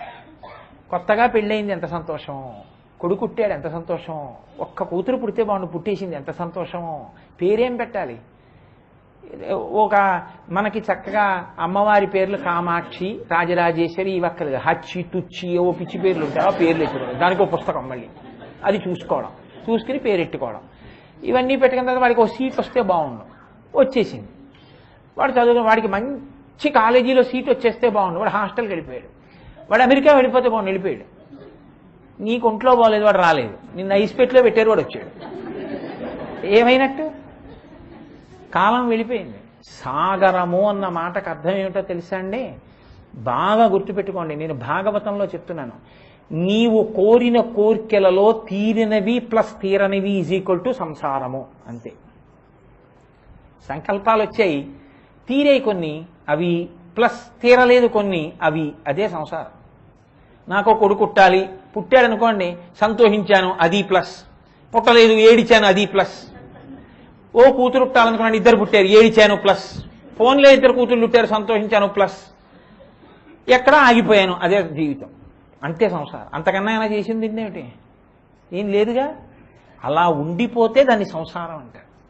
అప్పుడు అందులోనే ఉండి అందులోనే మృత్యువుని పొందుతాడు. ఇప్పుడు దానివల్ల ఏమైనా ఉపయోగాన్ని పొందాడా?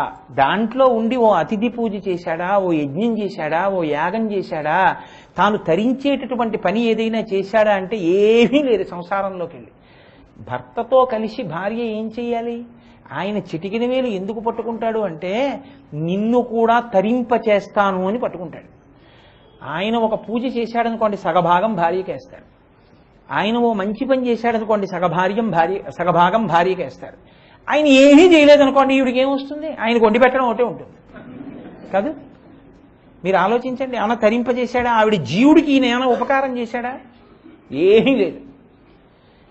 ఇది ప్రమాదకరంగా వెళ్ళిపోయేటటువంటి జీవితముల యొక్క పరిస్థితి కాదు. ఆయన తరించడం అంటే ఏంటి? వీడిని ఎందుకు చేపట్టాడు?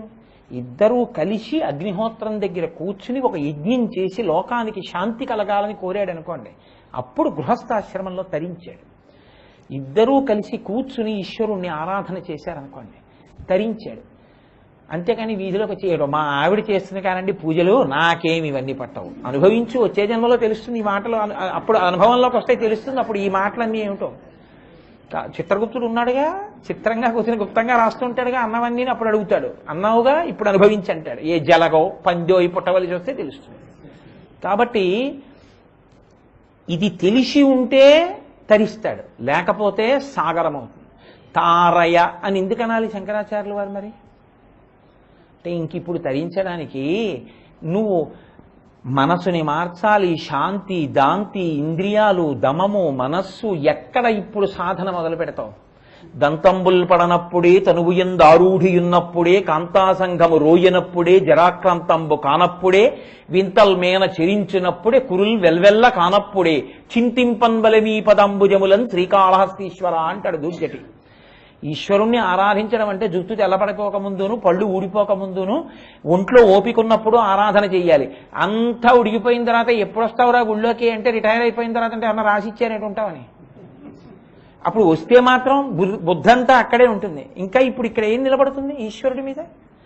కాబట్టి భగవంతుని యందు దృష్టి నిలబెట్టగలిగినటువంటి స్థితిని దాటిపోయి సముద్రంలో పడిపోయినటువంటి వాణ్ణి కాపాడేది ఏది? సముద్రంలో పడిపోయాడండి. ఏమంటే మీరు కొనుక్కున్న ఎన్ఎస్సి సర్టిఫికెట్లు ఇవ్వుకో అని విమానంలోంచి వేశారు, ఏమైనా రక్షిస్తాయా అవి? ఏమండో మీరు చదువుకున్న చదువు చాలా ఉంది కదా, ఇన్ని ఎంఏలు, ఇన్ని బిఏలు, ఇన్ని ఎంబీఏలు ఏవో చాలా ఉన్నాయి కదా, అవన్నీ అదిగో డిగ్రీ సర్టిఫికెట్లు అన్నీ వేస్తున్నామని హెలికాప్టర్లోంచి చేశారు. ఏమైనా బతుకుతాడా? ఓ పెద్ద చెక్కోటి దొరికిందో దొంగ, బతికేస్తాడా? బతికేస్తాడు. తాను తరించడానికి తాను మునిగిపోంది దొరకాలి, తాను మునిగిపోకుండా తనని మీదెక్కించుకునేదోటి ఉండాలి. సంసార సాగరమునందు తరింపచేసేది నావ ఒక్కటే. నావ ఒక్కటే సముద్రంలో మిమ్మల్ని క్షేమంగా తీసుకెడుతుంది. సంసారం అనేటటువంటి సాగరంలో పడిపోయి చెయ్యవలసిన పని చెయ్యలేకపోయానని బెంగ పెట్టుకున్న వాణ్ణి రక్షించగలిగిన వాడు పరమాత్మ ఒక్కడే. అయితే ఈ మాట అంత తేలికైన మాట ఏం కాదు. తారయ సంసార సాగరతః అంటే అయిపోయేదేం కాదు. ఇక్కడ మీరు ఎందుకు పాడైపోయారన్నది మీరు గుర్తించి ఈశ్వరుడికి చెప్పవలసి ఉంటుంది. అప్పుడు ఈశ్వరుడికి దగ్గరైపోతారు. దేనికి పాడైపోయాం అంటే, ఈశ్వర ఇంద్రియములను నిగ్రహించలేకపోయాను, ఈశ్వర మనస్సుని నిగ్రహించలేకపోయాను, ఈ రెండిటికి వశుడనైపోయాను, ఇవన్నీ శాశ్వతం అనుకున్నాను, వీటిలో కూరుకుపోయాను. అలా అన్నానని ఇప్పుడైనా బయటకు వస్తాననుకుంటున్నావా? రాలేను. ఈ హ్రదమునందు పీకల లోతు దిగిపోయాను. నువ్వు నన్ను పైకి ఎత్తాలి. శంకరాచార్యులు వారు ఇదే అంటారు సౌందర్యలహరిలో కూడా, అవిద్యానామంత స్థిమిరమిహిరోద్దీపనగరీ జడానాం చైతన్య స్తబక మకరంద శృతిరి దరిద్రాణం చింతామణి గుణనిక జన్మజలధౌ నిమగ్నానాం దంస్ట్రా మురరిపు వరాహస్య భవతి అంటారు. జన్మజలధౌ పుట్టి చచ్చే సంసారమునందు పడిపోయిన నన్ను పైకెత్తడంలో ఆదివరాహమూర్తి యొక్క కోర వంటిదమ్మా నీ పాదము అన్నారు. కాబట్టి ఇప్పుడు భగవంతుడికి చెప్పడంలో ఒక నిజాయితీతో ఒక మాట అనాలి. ఈశ్వర, నేను ఈ రొంపిలో దిగిపోయాను, నీ వేపుకి నా దృష్టి నిలబట్టం లేదు. ఇది ఎటువంటి మాటో తెలుసా అండి? ఈ మాట చెప్పడం వల్ల ఈశ్వరుడికి ఎలా దగ్గరవుతామండి? ఏమయ్యా, నిన్ను నువ్వు సంస్కరించుకోవాలి కదా, నీ ఇంద్రియాలు నువ్వు నిగ్రహించాలి కదా, నీ మనసును నువ్వు బాగు చేసుకోవాలి కదా. నేను సంసారంలో పడిపోయానండి, మీరు నన్ను ఉద్ధరించండి అంటే నేను ఎందుకు ఉద్ధరిస్తాను? ప్రతివాడు సారయ సంసార సాగరత అంటే అదే పనే చెయ్యటూ పైకి లాగడం. ఏం నీకు బుద్ధి ఇచ్చానుగా, దాన్ని వాడతానని ఎందుకన్నా ఇప్పటికైనా తెలుసుకున్నావుగా ఇదంతా రొంపిని. ఎక్కడి వరకు ఉండాలో అక్కడి వరకు కర్తవ్యతానిష్టతో ఉండలేవా అని ఈశ్వరుడు అడగడా అండి అని మీకు అనుమానం రావచ్చు. నేను మీకు ఒక ఉదాహరణ చెప్తే త్వరగా పట్టుకుంటాను. ఒక పెద్ద యుద్ధం జరుగుతోంది. రాజుగారి వెంట సైనికులు ఉన్నారు. శత్రు సైన్యం ఎదురుగుండా ఉంది. ఇంత గొప్ప యుద్ధం జరుగుతుంటే రాజు భద్రగజం మీద ఉన్నాడు. పక్కన ఉన్న ఒక సామాన్యమైన సిపాయి వంక చూశాడు. చూసి, ఒరే, నువ్వు ఇవాళ రాత్రి 11 గంటలకి నన్ను నా శిబిరంలో కలు అన్నాడు. అంటే ఆ సిపాయి అన్నాడు, అయ్యా, నేను సామాన్యమైన సైనికుడిని, ఏ రోజుకు ఆ రోజు యుద్ధతంత్రాన్ని వ్యూహరచనని చేస్తారు, ఎలా కలుస్తాం మిమ్మల్ని? కుదరదు కదా కలవడం. అంటే ఆయన అన్నాడు, నీకేం పర్వాలేదు, నేను నీకు ఒక గుర్తు ఇస్తాను, ఆ గుర్తు చూపించకుండానే నిన్ను నా దగ్గరికి తీసుకొస్తారు అని ఇలా తీసి ఉంగరాన్ని ఇవ్వలేదు, మొలలోంచి తీసి ఓ ఉంగరాన్ని ఇచ్చాడు. రాజు వేలుకుంటే రాజముద్రిక ఇక్కడుంది ఆయనకి, అది తీసి ఇచ్చాడు. ఆయన వెంటనే అది చూశాడు. ఇలా చూస్తే శత్రురాజు యొక్క ముద్రిక. ఇప్పుడు శత్రురాజు యొక్క ముద్రిక ఈయన దగ్గర ఉందనుకోండి, శత్రురాజులతో కలిసిపోయాడని పట్టుకుంటారు కదా. ఈయన అన్నాడు, అయ్య బాబోయ్, ఇది ఇచ్చారేమిటండి, నాకు మీ ముద్రికి ఇవ్వాలి కదా అన్నాడు. ఉష్, యుద్ధం జరుగుతోంది, మాట్లాడకు. ఇది పట్టుకుని 11ంటికి శిబిరం పక్కన తిరుగు, చాలు నిన్నే ముందు తీసుకొస్తారన్నాడు. యుద్ధం అయిపోయింది, రాత్రి 11 అయింది. ఈయన రాజుగారు ఉన్నటువంటి శిబిరానికి దూరంలో అలా తిరుగుతున్నాడు. ఎవరిని అడగలేదు, ఎవరికి విజిటర్స్ స్లిప్ ఇవ్వలేదు లోపలికి వెడతాన్ని. ఇప్పుడు అక్కడ ఉన్నటువంటి గూఢచారులు వాళ్ళు రాజుగారిని రక్షించుకోవాలి యుద్ధభూమిలో. వీడు ఏమిటి ఇక్కడే తిరుగుతున్నాడని వెళ్ళి పట్టుకుని ఒళ్ళంతా వెతికారు. శత్రురాజు ముద్రిక దొరికింది. ఇప్పుడు తీసుకెడితే ప్రమోషన్ వస్తుంది కదా, అందుకని వీడిని రెక్కట్టుకుని గబగబా రాజుగారి దగ్గరికి తీసుకెళ్లారు. మహారాజా, వీడు శత్రురాజు ఉంగరంతో తిరుగుతున్నాడు, పట్టుకున్నా అన్నాడు. రాజు అన్నాడు, మీ అందరూ బయటికి వెళ్ళండి, వీడి సంగతి నేను చూస్తానన్నాడు. వాళ్ళందరూ బయటికి వెళ్ళారు. నిన్ను నా దగ్గరికి ప్రవేశపెట్టడం, నా ఉంగరం ఇస్తే ఆలస్యం అవుతుంది. అలాంటి వాళ్ళు చాలా మంది ఉంటారు, మంత్రి వాళ్ళు. తొందరగా నువ్వు లోపలికి రావాలంటే శత్రురాజ ఉంగరమే తగిందని నీకు ఇచ్చాను. ఇప్పుడు నువ్వు అప్రయత్నం చేయకల్లా వాళ్ళే నిన్ను తీసుకొచ్చేసారు కదా, అందుకు ఇచ్చాను. ఇప్పుడు అర్థమైందా ఎందుకు ఇచ్చాను అన్నాడు. మహారాజా, అర్థమైంది అన్నాడు. శత్రురాజ ఉంగరం మీ దగ్గర ఉందని మీరు కూడా గుర్తించగలిగితే మీరు ఈశ్వరుణ్ణి చేరిపోతారు. ఏమిటి శత్రురాజ ఉంగరం? మీ మనసుని మీరు నిగ్రహించకుండా మీలో ఉన్న అరిషడ్వర్గములు తిరగబడిపోతున్నాయి. కానీ ఇది మన్ని శత్రురాజ ఉంగరం, ఇది పాడు చేస్తుందని గుర్తించాను. కానీ ఇదే ఉంది నా దగ్గర, నేను దీని నుంచి తప్పించుకోలేకపోతున్నాను. తప్పించుకోవాలన్న ఉబలాటం మాత్రం త్రికరణ శుద్ధిగా మీకు ఉండాలి. ఉందనుకోండి, ఆ శుద్ధి మీకు ఉండి, ఈశ్వర, నేను నా మనసుని ఇంద్రియాల్ని చక్కగా వాడుకోవాలనుకుంటున్నాను, కానీ అవి గతి తప్పిపోతున్నాయి, నిగ్రహించలేకపోతున్నాను. చిత్తశుద్ధితో ఈశ్వరుణ్ణి తారయ సంసారసాగరత అని అడిగారనుకోండి, అప్పుడు ఆయనే మీ దగ్గరికి వచ్చి మీ ఇంద్రియములను మీరు నిగ్రహించుకోగలిగినటువంటి శక్తిని మీకు ఏదో ఒక రూపంలో కృప చేస్తాడు. ఒక సత్పురుషుడితోటి సహవాసం ఇస్తాడు, ఒక గొప్ప గురువాక్యం వినేటటువంటి అనుగ్రహాన్ని ఇస్తాడు, మీ జీవితంలో ఒక మార్పు తీసుకొస్తాడు. మీ జీవితాన్ని చక్కబడేటట్టుగా చేసి తొందరగా తనని చేరుకునేటటువంటి మార్గాన్ని ఈశ్వరుడు తప్పకుండా కృప చేస్తాడు. కాబట్టి ఈశ్వర, నాకు ఇది కృప చెయ్యి, నిన్ను తెలుసుకునే మార్గం నాకు అనుగ్రహించు అని చెప్పడం తారయ సంసారసాగరత. దీనికి అంతటికీ కారణం ఎక్కడుండిపోయింది మీరు ఆలోచించండి. నేను, నాది. వీటన్నిటిలో పడిపోవడానికి ప్రధాన కారణం ఏంటంటే ఇది నేను. దాని పక్కన ఇంకా నాదిలు చాలా ఉంటాయి. నా టీవీ, నా ఇల్లు, నా భార్య, నా బిడ్డలు, నా ప్యాంటు, నా చొక్కా, నా ఉద్యోగం, నా డబ్బు, నా సర్టిఫికెట్, నా పాలసీ. నాలు చాలా ఉంటాయి. నేను ఒకటి ఉంటుంది. ఒక నేనుకి ఎన్ని నాదులు ఉంటాయో. అందుకే మధుకైటభులు అంటే మధువు ఒక్కడే ఉంటాడు, కైటభులు అనేక మంది ఉంటారు. మధుకైటభ వృత్తాంతంలో మధువు ఒక్క తేనె బిందు ఉందనుకోండి, ఈగలు చాలా చేరుతాయి చుట్టూ. ఒక్క నేను లోపల కానీ ఫాల్స్ నేను అంటే ఇది నేనన్న భావన అంకురిస్తే నాదిలు చాలా చేరిపోతాయి. ఇప్పుడు ఈ నేను నాది ఈశ్వరపరం చేసి వాడు వాడిది అంతే శుద్ధి. ఇదే భాగవతంలో చూపిస్తారు. దశమస్కంధంలో చిన్ని కృష్ణుడు పుట్టగానే వచ్చే మొదటి రాక్షసి పూతన. అందుకే దానికి పేరు కూడా ఇంకొకటి పెట్టలేదు వ్యాస భగవానుడు, పూతన అని పెట్టారు. చిన్ని కృష్ణుడు ఊయలలో పడుకున్నాడు. పసిపిల్లల్ని సంహరించడంలో ఆవిడ నైపుణ్యం ఉన్నది పూతన. అది కూడా ఎలా సంహరిస్తుంది? పాలిచ్చి సంహరిస్తుంది. పాలలో విషం ఉంచుకుంటుంది, స్తన్యమునందు విషం పెట్టుకుని పెడుతుంది. ఏ తల్లి చెయ్యలేని పని, చెయ్యరాని పని. అట్లా స్తన్యమునందు విషముంచుకొని పిల్లలకి స్తన్యమిచ్చి విషపానము చేయించి సంహరించేటటువంటి నైపుణ్యమున్న పూతన కృష్ణ భగవానుణ్ణి సంహరించడానికి నందవ్రజానికి చేరుకుంది. ఆయన ఏం చేస్తున్నాడు? ఏమీ తెలియని వాళ్ళ పడుకుని ఉన్నాడు ఉయ్యాల్లో.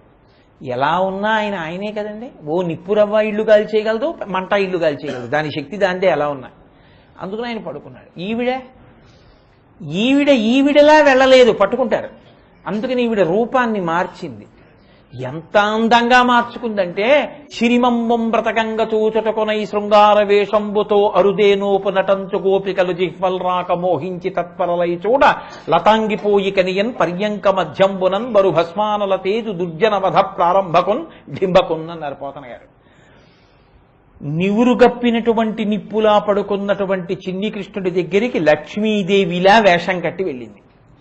వెళ్ళి ఆ ఉయ్యాల్లో పడుకున్న పిల్లాన్ని చూసింది. ఏ చిన్న పిల్లాళ్ళ పడుకున్నా భగవంతుని యొక్క స్వరూపం చూడగానే ఆకర్షితులవుతారు కదండి ఎవరైనా. ఎందుకంటే అది సచ్చిదానంద స్వరూపం కాబట్టి ఆ స్వరూపం చూడగానే పొంగిపోయింది ఆవిడ. నా చనుబాలొక గుక్కెడు ఓ చిన్ని కుమార త్రాగు మొయ్యన పిదపన్ నీ చెలువ మెరుగవచ్చును నా చెలువము సఫలమగును నలినదలక్ష అంది. ఎంత అందంగా ఉన్నవరా పిల్లడా. ఏది నా చనుబాలొక్క గుక్కెడు తాగు, నీ అందం గొప్పదో ఈ కట్టిన అందం గొప్పదో చూస్తానండి అని పిల్లాన్ని తీసుకుని ఒళ్ళో పడుకోబెట్టుకుంటోంది. పాపం యశోద అక్కడ ఉన్నటువంటి రోహిణి పరిగెత్తుకొచ్చారు. అయ్యో అదేంటి మా పిల్లాడికి నువ్వు పాలిస్తున్నావు. ఈలోగా ఆవిడ ఇవ్వనే ఇచ్చింది స్తన్యాన్ని.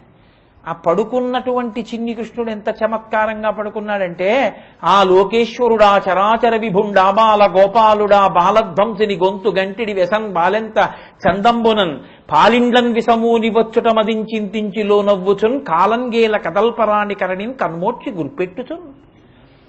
ఆమె వచ్చినటువంటిది స్తన్యములలో విషముంచుకొని వచ్చిందని తెలుసుకున్నటువంటి వాడైనా తన కాలు తన చెయ్యి తానే కదపలేని వాళ్ళ అమాయకుళ్ళ పొట్ట కిందకి చెయ్యి పెట్టుకుని గుర్రు పెట్టి నిద్రపోతున్నట్టు చిన్ని నోరిలా తెరుచుకుని ఊపిరి తీస్తూ పడుకున్నాడు.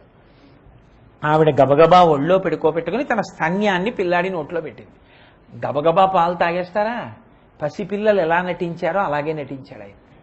మేల్కొన్న తెరగొన మెల్లన కనువిచ్చి క్రీగంట చూచుచు గిదిసి నిల్గి ఆవులించుచు చేతులాకసంబున జాతి ఒదిగిలి యాకొన్న యోజనూది బిగుచన్ను కవకేల కబళించి పీడించి గొక్కకు గుటుకుమనుచు ఒక రెండు గొక్కలను విధ ప్రాణముల సైతము మేనిలో సత్వమెల్ల త్రావె నదియును గుండెలు తల్లడిల్ల ఇతర బాలుర క్రియవాడ వివు కాదు చన్ను విడువుము చాలుననుచు.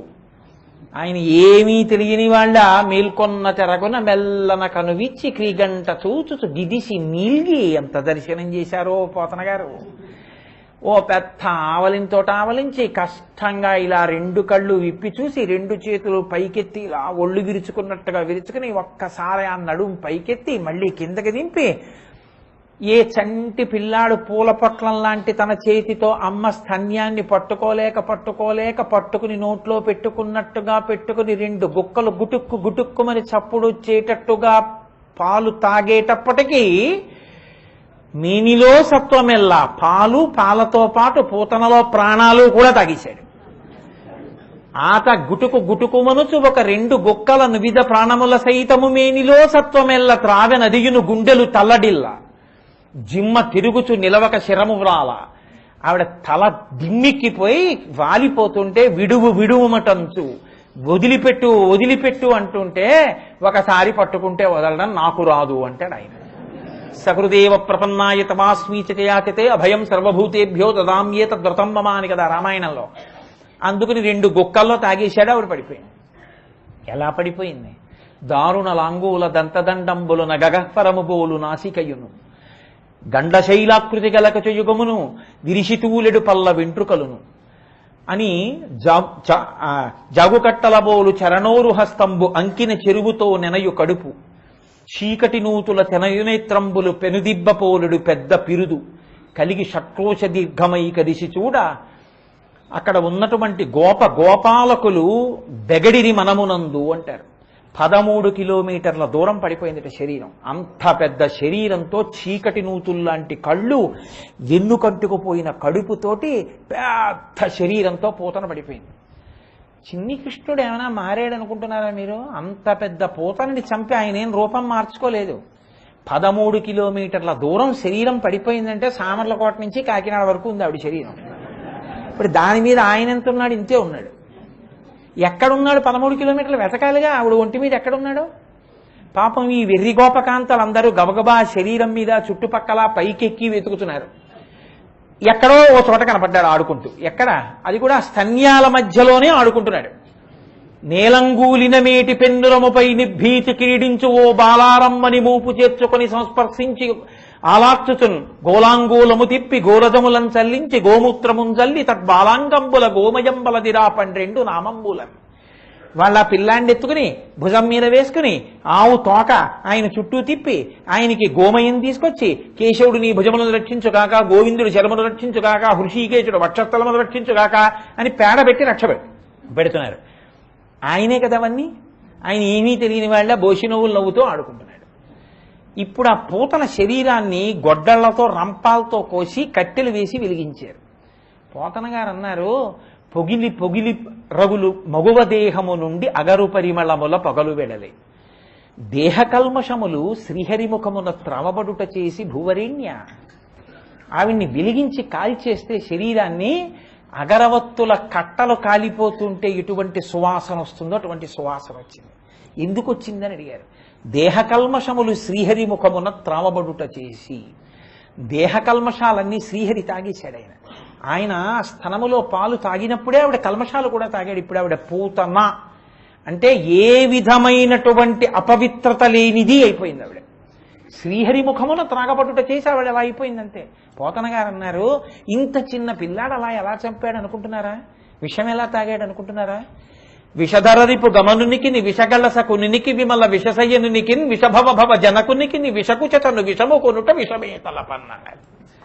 ఆయన విషధరరిపు గమనునికి విషాన్ని కోరల్లో ఉంచుకునేటటువంటి పాములకు శత్రువైనటువంటి గరుత్మంతుడి మీద ఎక్కి తిరిగేటటువంటి అలవాటు ఉన్న శ్రీ మహావిష్ణువు యొక్క స్వరూపమైన కృష్ణ భగవానుడికి విషధరరిపు గమనునికి విషగళసకునికి కంఠంలో విషాన్ని పెట్టుకుని లోకాలన్నింటినీ కాపాడినటువంటి పరమశివుడికి చెలికాడైనటువంటి విష్ణుమూర్తికి విషధరరిపు గమనునికి విషగళసకునికి విమల విషసయ్యనునికి నీటి ఎందు ఉండేటటువంటి పాలసముద్రంలో ఉన్న శేషతల్పం మీద పడుకునేటటువంటి శ్రీ మహావిష్ణువుకి విషం ఉన్నది కదండి, ఆదిశేషువైన దాని మీద పడుకునేటటువంటి ఆయనకి విషభవ భవజనకునికి. విషం అంటే నీళ్లు, నీళ్లలోంచి భవ అంటే పుట్టింది తామర పువ్వు, దాంట్లోంచి పుట్టినవాడు బ్రహ్మ, ఆ బ్రహ్మకి తండ్రి ఆయన. విషభవ భవ జనకునికి విషకుచను విషము కొనుట విషమే తలపన్. ఒక విషకుచంలో ఒక స్తన్యంలో ఉన్న కొంచెం విషం తాగడం పెద్ద గొప్పేటయా తాగవతల పారేశాడు. మీరు ఒకటి గమనించాలి, రాక్షసి అయిన పూతన యొక్క 2 స్తనములలోంచి 2 గుక్కలు తాగినంత మాత్రం చేతనే పూతన మోక్షాన్ని పొందితే ఆ స్తనములే నేను నాది, అవి విషముతో నిండి ఉంటాయి. అదే సాగరహ. ఇప్పుడు తెలిసింది, మార్చండి. ఈ తెలిసిన ఉత్తరక్షణంలో ఇక్కడి నుంచి నేను నాది కాదు, వాడు వాడిది. ఇప్పుడు మీరు అర్జెంటుగా వెళ్ళిపోయి మీ ఇల్లంతా దానపట్టా రాసేయక్కర్లేదు ఎవరికి. మీరు ఈశ్వరానుగ్రహం ఈ ఇల్లు, ఈశ్వరానుగ్రహం ఇంత మంచి భర్త, ఈశ్వరానుగ్రహం నాకింత మంచి భార్య, పరమేశ్వరుడి కృప మాట వినే పిల్లలు, పరమేశ్వరుడి కృప ఈ ఓపిక, పరమేశ్వరుడి కృప 4 మాటలు చెప్పగలుగుతున్నాను, పరమేశ్వర కృప తింటే జీర్ణం అవుతుంది, ఈశ్వరానుగ్రహం మంచి నిద్ర పట్టింది. అలా అస్తమానం పై కనకండి పిచ్చోడు అంటారు, లోపల అనుకోండి చాలు. ఏది అనుభవిస్తున్నా ఈశ్వరానుగ్రహం అంటుంది, ఏదైనా వాడి ప్రసాదం అంటుంది, చాలంతే. ఏమైపోయింది? 2 స్థనములలో ఉన్నటువంటి సకల కల్మషములను వాడు తాగేశాడంతే. ఈ మార్పు వస్తే తారయ సంసార సాగరత, సంసార సాగరమునందు నావయ్యై వాడు మిమ్మల్ని తరింపచేయగలడు. ఇది ప్రతిపాదన చెయ్యడం దాని యొక్క లక్షణం. సంసార సముద్రమునందు పడిపోయిన నిన్ను ఆయన సముద్రము, అంబోధి ఇలాంటి మాటలు వాడరు, సాగరత అంటారు. అందుకే నిన్ను ఉద్ధరించగలడు పరమాత్మ. నువ్వు నిజాయితీతో ప్రార్థన చెయ్యి, ఆయన నిన్ను చెయ్యి పట్టి పైకెక్కించి నిన్ను తరింపచేసి రక్షించగలడు. ఇది చెయ్యవలసినటువంటిది ఒక్కటే. ఏ ఇంద్రియములు నిన్ను వశుణ్ణి చేసుకోవాలని ప్రయత్నించి పాడు చేయడానికి ఉద్యుక్తమయ్యాయో వాటిని తిప్పి ఈశ్వరుడి మీదకి ప్రసరింపచేయడమే, వాటితో ఈశ్వర సేవ చేసి నువ్వు తరించడమే, అంతే. ఒక మాట అంటాడు, ఆ పద్ధతి కొంచెం అలవాటు అయిపోయింది అనుకోండి అంతే, అందులో ఎంత ఆనందం ఎంత తృప్తి ఉంటుందో మీకు ఇంకేం అక్కర్లేదు. ప్రహ్లాదుడు చిట్ట చివర ఇదే సిద్ధాంతం చేస్తాడు. మందార మకరంద మాధుర్యమున తేలు మధుపంబు పోవునే మదనములకు, నిర్మల మందాకినీ వీచికలతో గురాయంతనునే తరంగిణులకు, లలిత రసాల పల్లవ ఖాదియై చొక్కు కోయిల చనునే కుటజములకు, పూర్ణేందు చంద్రికా స్ఫురిత చకోరక మరుగునే సాంద్ర నిహారములకు, అంబుజోదర దివ్య పాదారవింద చింతనామృత పాన విశేషమత్త చిత్తము ఏ రీతి ఇతర విషయంబు చేరనీయచ్చు. వినుత గుణశీల మాటలు వేయునేలా అంటాడు. మీరు మీ జీవితంలో కొత్తగా ఏమీ చెయ్యక్కర్లేదు, ఇప్పుడు ఎలా ఉన్నారో అలాగే ఉండొచ్చు. ఏమైనా దుర్గుణం ఉంటే దాన్ని తొలగించుకోవాలంతే. చెయ్యవలసింది ఒక్కటే, అన్నిటి ముందు ఈశ్వరానుగ్రహాన్ని కలుపుకోవడం, ఈశ్వరానుగ్రహాన్ని చూడగలగడం. మనః నమః, నాది కాదు ఈశ్వరుడిది, అంతే. మిమ్మల్ని బంధించడం ఏముంటుందండి? మిమ్మల్ని ఏం బంధించదు. అద్దెకున్నవాడికి ఎలా ఉంటుందో అలా ఉంటుంది మీకు. ఇంటి యజమానికి చాలా బాధగా ఉంటుంది, ఆ ఇంటి సున్నం ఇవి అడిగించుకోవాలి ఏడాదికి ఒకసారి. వీళ్ళ పిల్లాడి కాటుకతోటి వాడి పేరు రాసేసిన గోడ మీద ఆ ఇంట్లో అద్దెకున్న వాడికి ఏముంటుంది? వాడికి ఇల్లు ఏం కాదుగా, అందులో ఉంటున్నాడు, పొమ్మంటే 3వ రోజు పోతాడు ఇంకో ఇల్లు చూసుకుని కదా. అందుకే ఏ pool constructs A house and A wise man lives in it అంటారు కదా. అద్దె ఇంట్లో ఉన్నానని మీకు అలవాటు అయిపోయింది అనుకోండి, ఇదో అద్దె కొంప, ఇవన్నీ ఈశ్వరుడివి, నావేం కాదు సుమండి. యావదావర్తతే చక్రం యావతీచ వసుంధర తావత్వం ఇహ సర్వత్వం స్వామిత్వం అనువర్తయ. ఈశ్వర, ఇవి నీవి, నీవైనవి నాకెందుకు ఇచ్చావు? నీవైనవి నాకిచ్చి నేను వాటిని అనుభవించి ఆనందం అనుభవిస్తే నా ఆనందాన్ని చూసి నువ్వు ఆనందిస్తావు. పిల్లాడికి అరటిపండు తినాలనుంది, అమ్మ అరటిపండు కావాలా అరటిపండు కావాలన్నాడు. వాడికి ఏం సంపాదన? చిన్నవాడు. అమ్మ వాడిని బజార్లోకి తీసుకెళ్లి 2 అరటిపళ్ళు కొని నాన్న తినరా అంది. వాడన్నాడు, అమ్మ ఇంటికి వెళ్ళి తింటానన్నాడు. ఇంటికి వెళ్ళగానే అరటిపళ్ళు అడిగాడు, అమ్మ పెట్టింది. వాడు తొక్క ఒలిచి అమ్మ నువ్వు తిను అన్నాడు. అంటే అమ్మ ఒక్క చిన్న మొక్క కొరుక్కుంది, వాడు మిగిలిన పండంతా తినేశాడు. ఇప్పుడు అమ్మ ఇంటికి తండ్రి రాగానే, ఏమండో మీకు విషయం తెలుసా, వాడికి చక్కెరకెళ్ళి అరటిపండు పెడితే అమ్మ నువ్వు తినని నాకు నోట్లో పెట్టి నేను చిన్న మొక్క తిన్నాక వాడు తిన్నాడు తెలుసా అంటాడు. ఏం వీడేం కొన్నాడా అరటిపండు? అమ్మ కొని పెట్టిన అరటి పండుని ఒలిచి అమ్మకే ఒక చిన్న మొక్క పెట్టి అరటి పండంతా తినేసినా కూడా ఒక లౌకికంగా అమ్మే అంత ప్రీతి చెందితే, పంచభూతములను సృష్టించిన పరమాత్మ, ఈ పిండాండాన్ని సృష్టించిన పరమాత్మ, ఇన్ని సుఖములను మీకు కల్పించిన పరమాత్మకి మీరు ఏమనుభవిస్తున్నారో అవి వాడివి అని మీరు అనుభవిస్తే వాడు సంతోషిస్తాడంతే. తారయ సంసార సాగరత, ఒడ్డెక్కించేస్తాడు. ఈ భావన బాగా ఊంచుకోవాలి లోపల. ఈశ్వరా నాకు ఇది నువ్వు ఇయ్యి.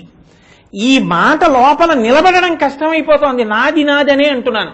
రామకృష్ణ పరమహంసని ఒక శిష్యుడు అడిగాడు, ఈశ్వరుడు ఎప్పుడైనా పకపక నవ్వుతాడా అని అడిగాడు. అడిగితే రామకృష్ణ పరమహంస అన్నారు, ఆయన అసలు ఎప్పుడూ అది చేస్తూ ఉంటారు, పకపక నవ్వుతూ ఉంటారన్నారు. ఎందుకని అడిగాడు శిష్యుడు. అంటే భూమిని కొలతలు వేసిన వాళ్ళు చాలా మంది వెళ్ళిపోయారు. దస్తావేజులు రాయించుకుని ఇదిగో దక్షిణం ఇది హద్దు, తూర్పు ఇది హద్దు, ఈ మధ్యలో ఉన్న 280 గజాలు, దానిలో ఉన్నటువంటి జలాశయములు, అందులో ఉన్నటువంటి చెట్లు, ఫలాలు అన్నిటితో సహా వంశపారంపర్యముగా అనుభవించడం 30,000 రూపాయలు ఇచ్చుకుని ఫలానా వారు అమ్మి వేసిరి అని రాసి ఇచ్చిన క్రియ దస్తావేజు అని సంతకం పెడితే వీడు టే పెట్టి కొలుచుకుంటూ ఉంటాడు. ఇలా కొలుచుకున్న వాళ్ళు చాలా మంది వెళ్ళిపోయారు. వీడోడు మళ్ళీ టేపటు బయలుదేరాడు ఇవాళ రిజిస్ట్రేషన్కి అని రిజిస్ట్రేషన్లు చూసి ఈశ్వరుడు పకపకాలవుతూనే ఉంటాడు. కారే రాజులు రాజ్యములు గెలువరే గర్వోన్నతిం పొందరే వారీరి సిరి మూట కట్టుకొని పోవందాలిరే భూమిపై పేరైనం కలదే శిబి ప్రముఖులను ప్రీతిని యశక్కాముల ఈరే కోర్కెలు వరవంతల పరే ఈ కలమున్ భార్గవ అంటారు పోతన గారు. అదొక్కటి అలవాటు పడితే చాలు. తారయ సంసార సాగరత. కాబట్టి శంకరులు మన పనుపున మనుష్య జన్మ ప్రయోజనాన్ని సాధించడం కోసమని ఒక అద్భుతమైనటువంటి ప్రార్థనని మనకి షట్పదీ రూపంలో కృప చేశారు. ఇది మొదటి పాదం, అంటే మొదటి శ్లోకం. ఇందులో అవినయమపనయ విష్ణో దమయ మనః శమయ విషయ మృగతృష్ణాం, తర్వాత భూతదయాం విస్తారయ తారయ సంసార సాగరత అని ఈ శ్లోకంలో వినయాన్ని ఇమ్మని మొట్టమొదటి అడిగారు, మనస్సుకి దమాన్ని ఇమ్మని అడిగారు, ఇంద్రియములకు శమాన్ని ఇమ్మని అడిగారు, భూతదయని విస్తరింపజేయమని అడిగారు. సంసార సాగరత, సంసార సాగరమును తరించేటటువంటి దాటగలిగినటువంటి శక్తిని కృప చెయ్యమని అడిగారు. ఇందులో ఇవాళ మనం ఒక్కసారి ఆ ప్రార్థన అంతా చేద్దాం. అందులో శంకరాచార్య కృతం కదా, జగద్గురువులు. తెల్లవారితే వ్యాస పూర్ణిమ, గురు పూర్ణిమ, అద్భుతమైనటువంటి తిథి. ఆషాఢ పూర్ణిమ నాడే గురు పూర్ణిమ ఎందుకు పెట్టారో తెలుసా అండి? దానికి ఒక కారణం ఉంది. మిగిలిన మాసాల్లో ఏ పౌర్ణమి నాడైనా గురు పూర్ణిమ అన్నారనుకోండి, మా అబ్బాయి బారసాలండి, మా మేనకోడలు పెళ్ళండి, లేకపోతే వాళ్ళ ఇంట్లో గృహప్రవేశం అండి అంటారు. గురువు గారిని చూడ్డానికి కూడా బరువైపోయేటటువంటి రోజులు వస్తాయని గ్రహించిన ఋషులు ఆషాఢమాసంలో ఏ ముహూర్తాలు ఉండవు కాబట్టి గురువు గారిని దర్శించడానికి వెళ్ళడానికి అవకాశం లేదని అనడని ఆషాఢ పూర్ణిమ గురు పూర్ణిమ చేశారు. కాబట్టి ఆషాఢ పూర్ణిమ నాడు కూడా గురువు గారి దర్శనం చేయలేదనుకోండి, వ్యాసుడికి నమస్కరించలేదనుకోండి, వాడి జీవితం వ్యర్థం అన్నమాట. రేపు వ్యాస భగవానుడి గురించి విని వ్యాస భగవానుడికి నమస్కారం చేస్తారు. గురు పూర్ణిమ నాడు తప్పకుండా అది వ్యాస పూర్ణిమ, వ్యాసుడికి నమస్కారం చెయ్యాలి అందరం. రేపటి రోజున ఉదయం వేళ 8:15 ప్రత్యేకంగా కాళహస్తీశ్వర శతకాన్ని రేపు పక్కన పెట్టి గురు పూర్ణిమ వైభవము అన్న విషయం మీద మాట్లాడి మనందరం కలిసి వ్యాస భగవానుడికి నమస్కారం చేద్దాం రేపు.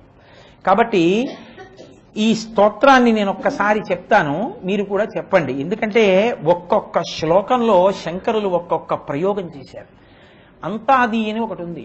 అంతాది అత్యద్భుతం. ఆ శ్లోకం వచ్చినప్పుడు నేను మీకు మనవి చేస్తాను. అంతాది వైభవం ఒక్కొక్క శ్లోకంలో చూడండి, ఆ పదం దేంతో పూర్తవుతుందో తర్వాత పదం దాంతో మొదలవ్వాలి.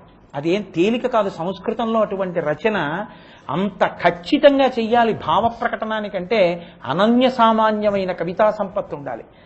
ఆ శ్లోకం చూడండి, 4వది ఉద్ధృత నగతో పూర్తయింది.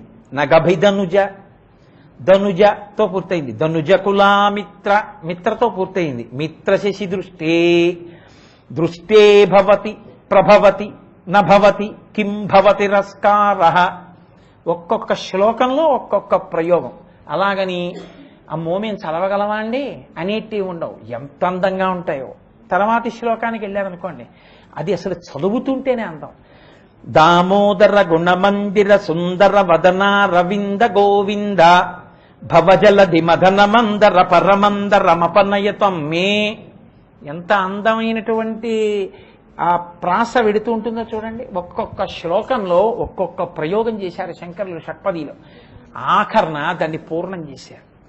వ్యాఖ్యానం చేసినప్పుడు మీరు ఎలాగ విందురుగాని దాన్ని ఇవాళ ఒక్కసారి స్తోత్రాన్ని అంతటినీ అనండి. అవినయమపనయ విష్ణో దమయ మనః శమయ విషయ మృగతృష్ణాం భూతదయాం విస్తారయ తారయ సంసార సాగరతః దివ్యధునీ మకరందే పరిమళ పరిభోగ సచ్చిదానందే శ్రీపతి పదారవిందే భవభయఖేదచ్చిదే వందే సత్యపి భేదాపగమేనాథ తమాహం నమామకీనస్త్వం సాముద్రో హి తరంగః క్వచన సముద్రో నతారంగః ఉద్ధృతనగ నగభిదనుజ ధనుజకులామిత్ర మిత్రశశి దృష్టే దృష్టే భవతి ప్రభవతి నభవతి కిం భవతిరస్కారః మత్స్యాదిభిరవతారైః అవతారవతావతా సదా వసుధాం పరమేశ్వర పరిపాల్యో భవతా భవతాపభీతోహం దామోదర గుణమందిర సుందర వదన రవింద గోవింద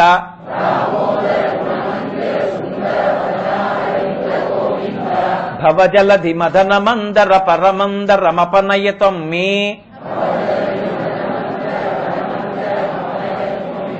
నారాయణ కరుణామయ శరణం కరవాణి తావకౌ చరణౌ ఇతి షట్పదీ మదీయ వదన సరోజే సదా వసతు. అంతే. రేపటి రోజున దివ్య ధునీ మకరందే పరిమళ పరిభోగ సచ్చిదానందే శ్రీపతి పదార విందే భవ భయ ఖేదచ్చిదే వందే. ఆ శ్లోకాన్ని రేపు చెప్తా. ఎంత అందంగా పెడతాయో చూసారా ఆయన మాటలు. మహానుభావుడు శంకర భగవత్పాదులంటే అలా ఉంటాయి. దివ్య ధునీ మకరందే ఒక అందం, పరిమళ పరిభోగ సచ్చిదానందే ఒక అందం, శ్రీపతి పదార విందే ఒక అందం, భవ భయ ఖేదచ్చిదే వందే ఒక అందం. ఒక రకమైనటువంటి ప్రాసతో అంత అందంగా ఉంటుంది షట్పది. రేపు రెండో శ్లోకాన్ని మనవి చేస్తాను. రేపు ఉదయం 8:15 తిరిగి మనం గురువైభవం గురించినటువంటి ప్రసంగంతో కలుసుకుందాం. మంగళాశాసన పరై మదాచార్య పురోగమై సర్వైశ్చ పూర్వైరాచార్యై సత్కృతాయాస్తు మంగళం. మంగళం కోసలేంద్రాయ మహనీయ గుణాత్మనే చక్రవర్తి తనూజాయ సర్వభౌమాయ మంగళం. ఉమాకాంతాయ కాంతాయ కామితార్థప్రదాయినే శ్రీగిరీశాయ దేవాయ మలినాథాయ మంగళం. కరచరణకృతం వా కర్మవాక్కాయజం వా శ్రవణమైనజం వా మానసం వాపరాధం విహితం వా సర్వమేత్తక్షమస్వ శివ శివ కరుణాబ్ధే శ్రీ మహాదేవ శంభో. సర్వం శ్రీ ఉమామహేశ్వర బ్రహ్మార్పణమస్తు. స్వస్తి.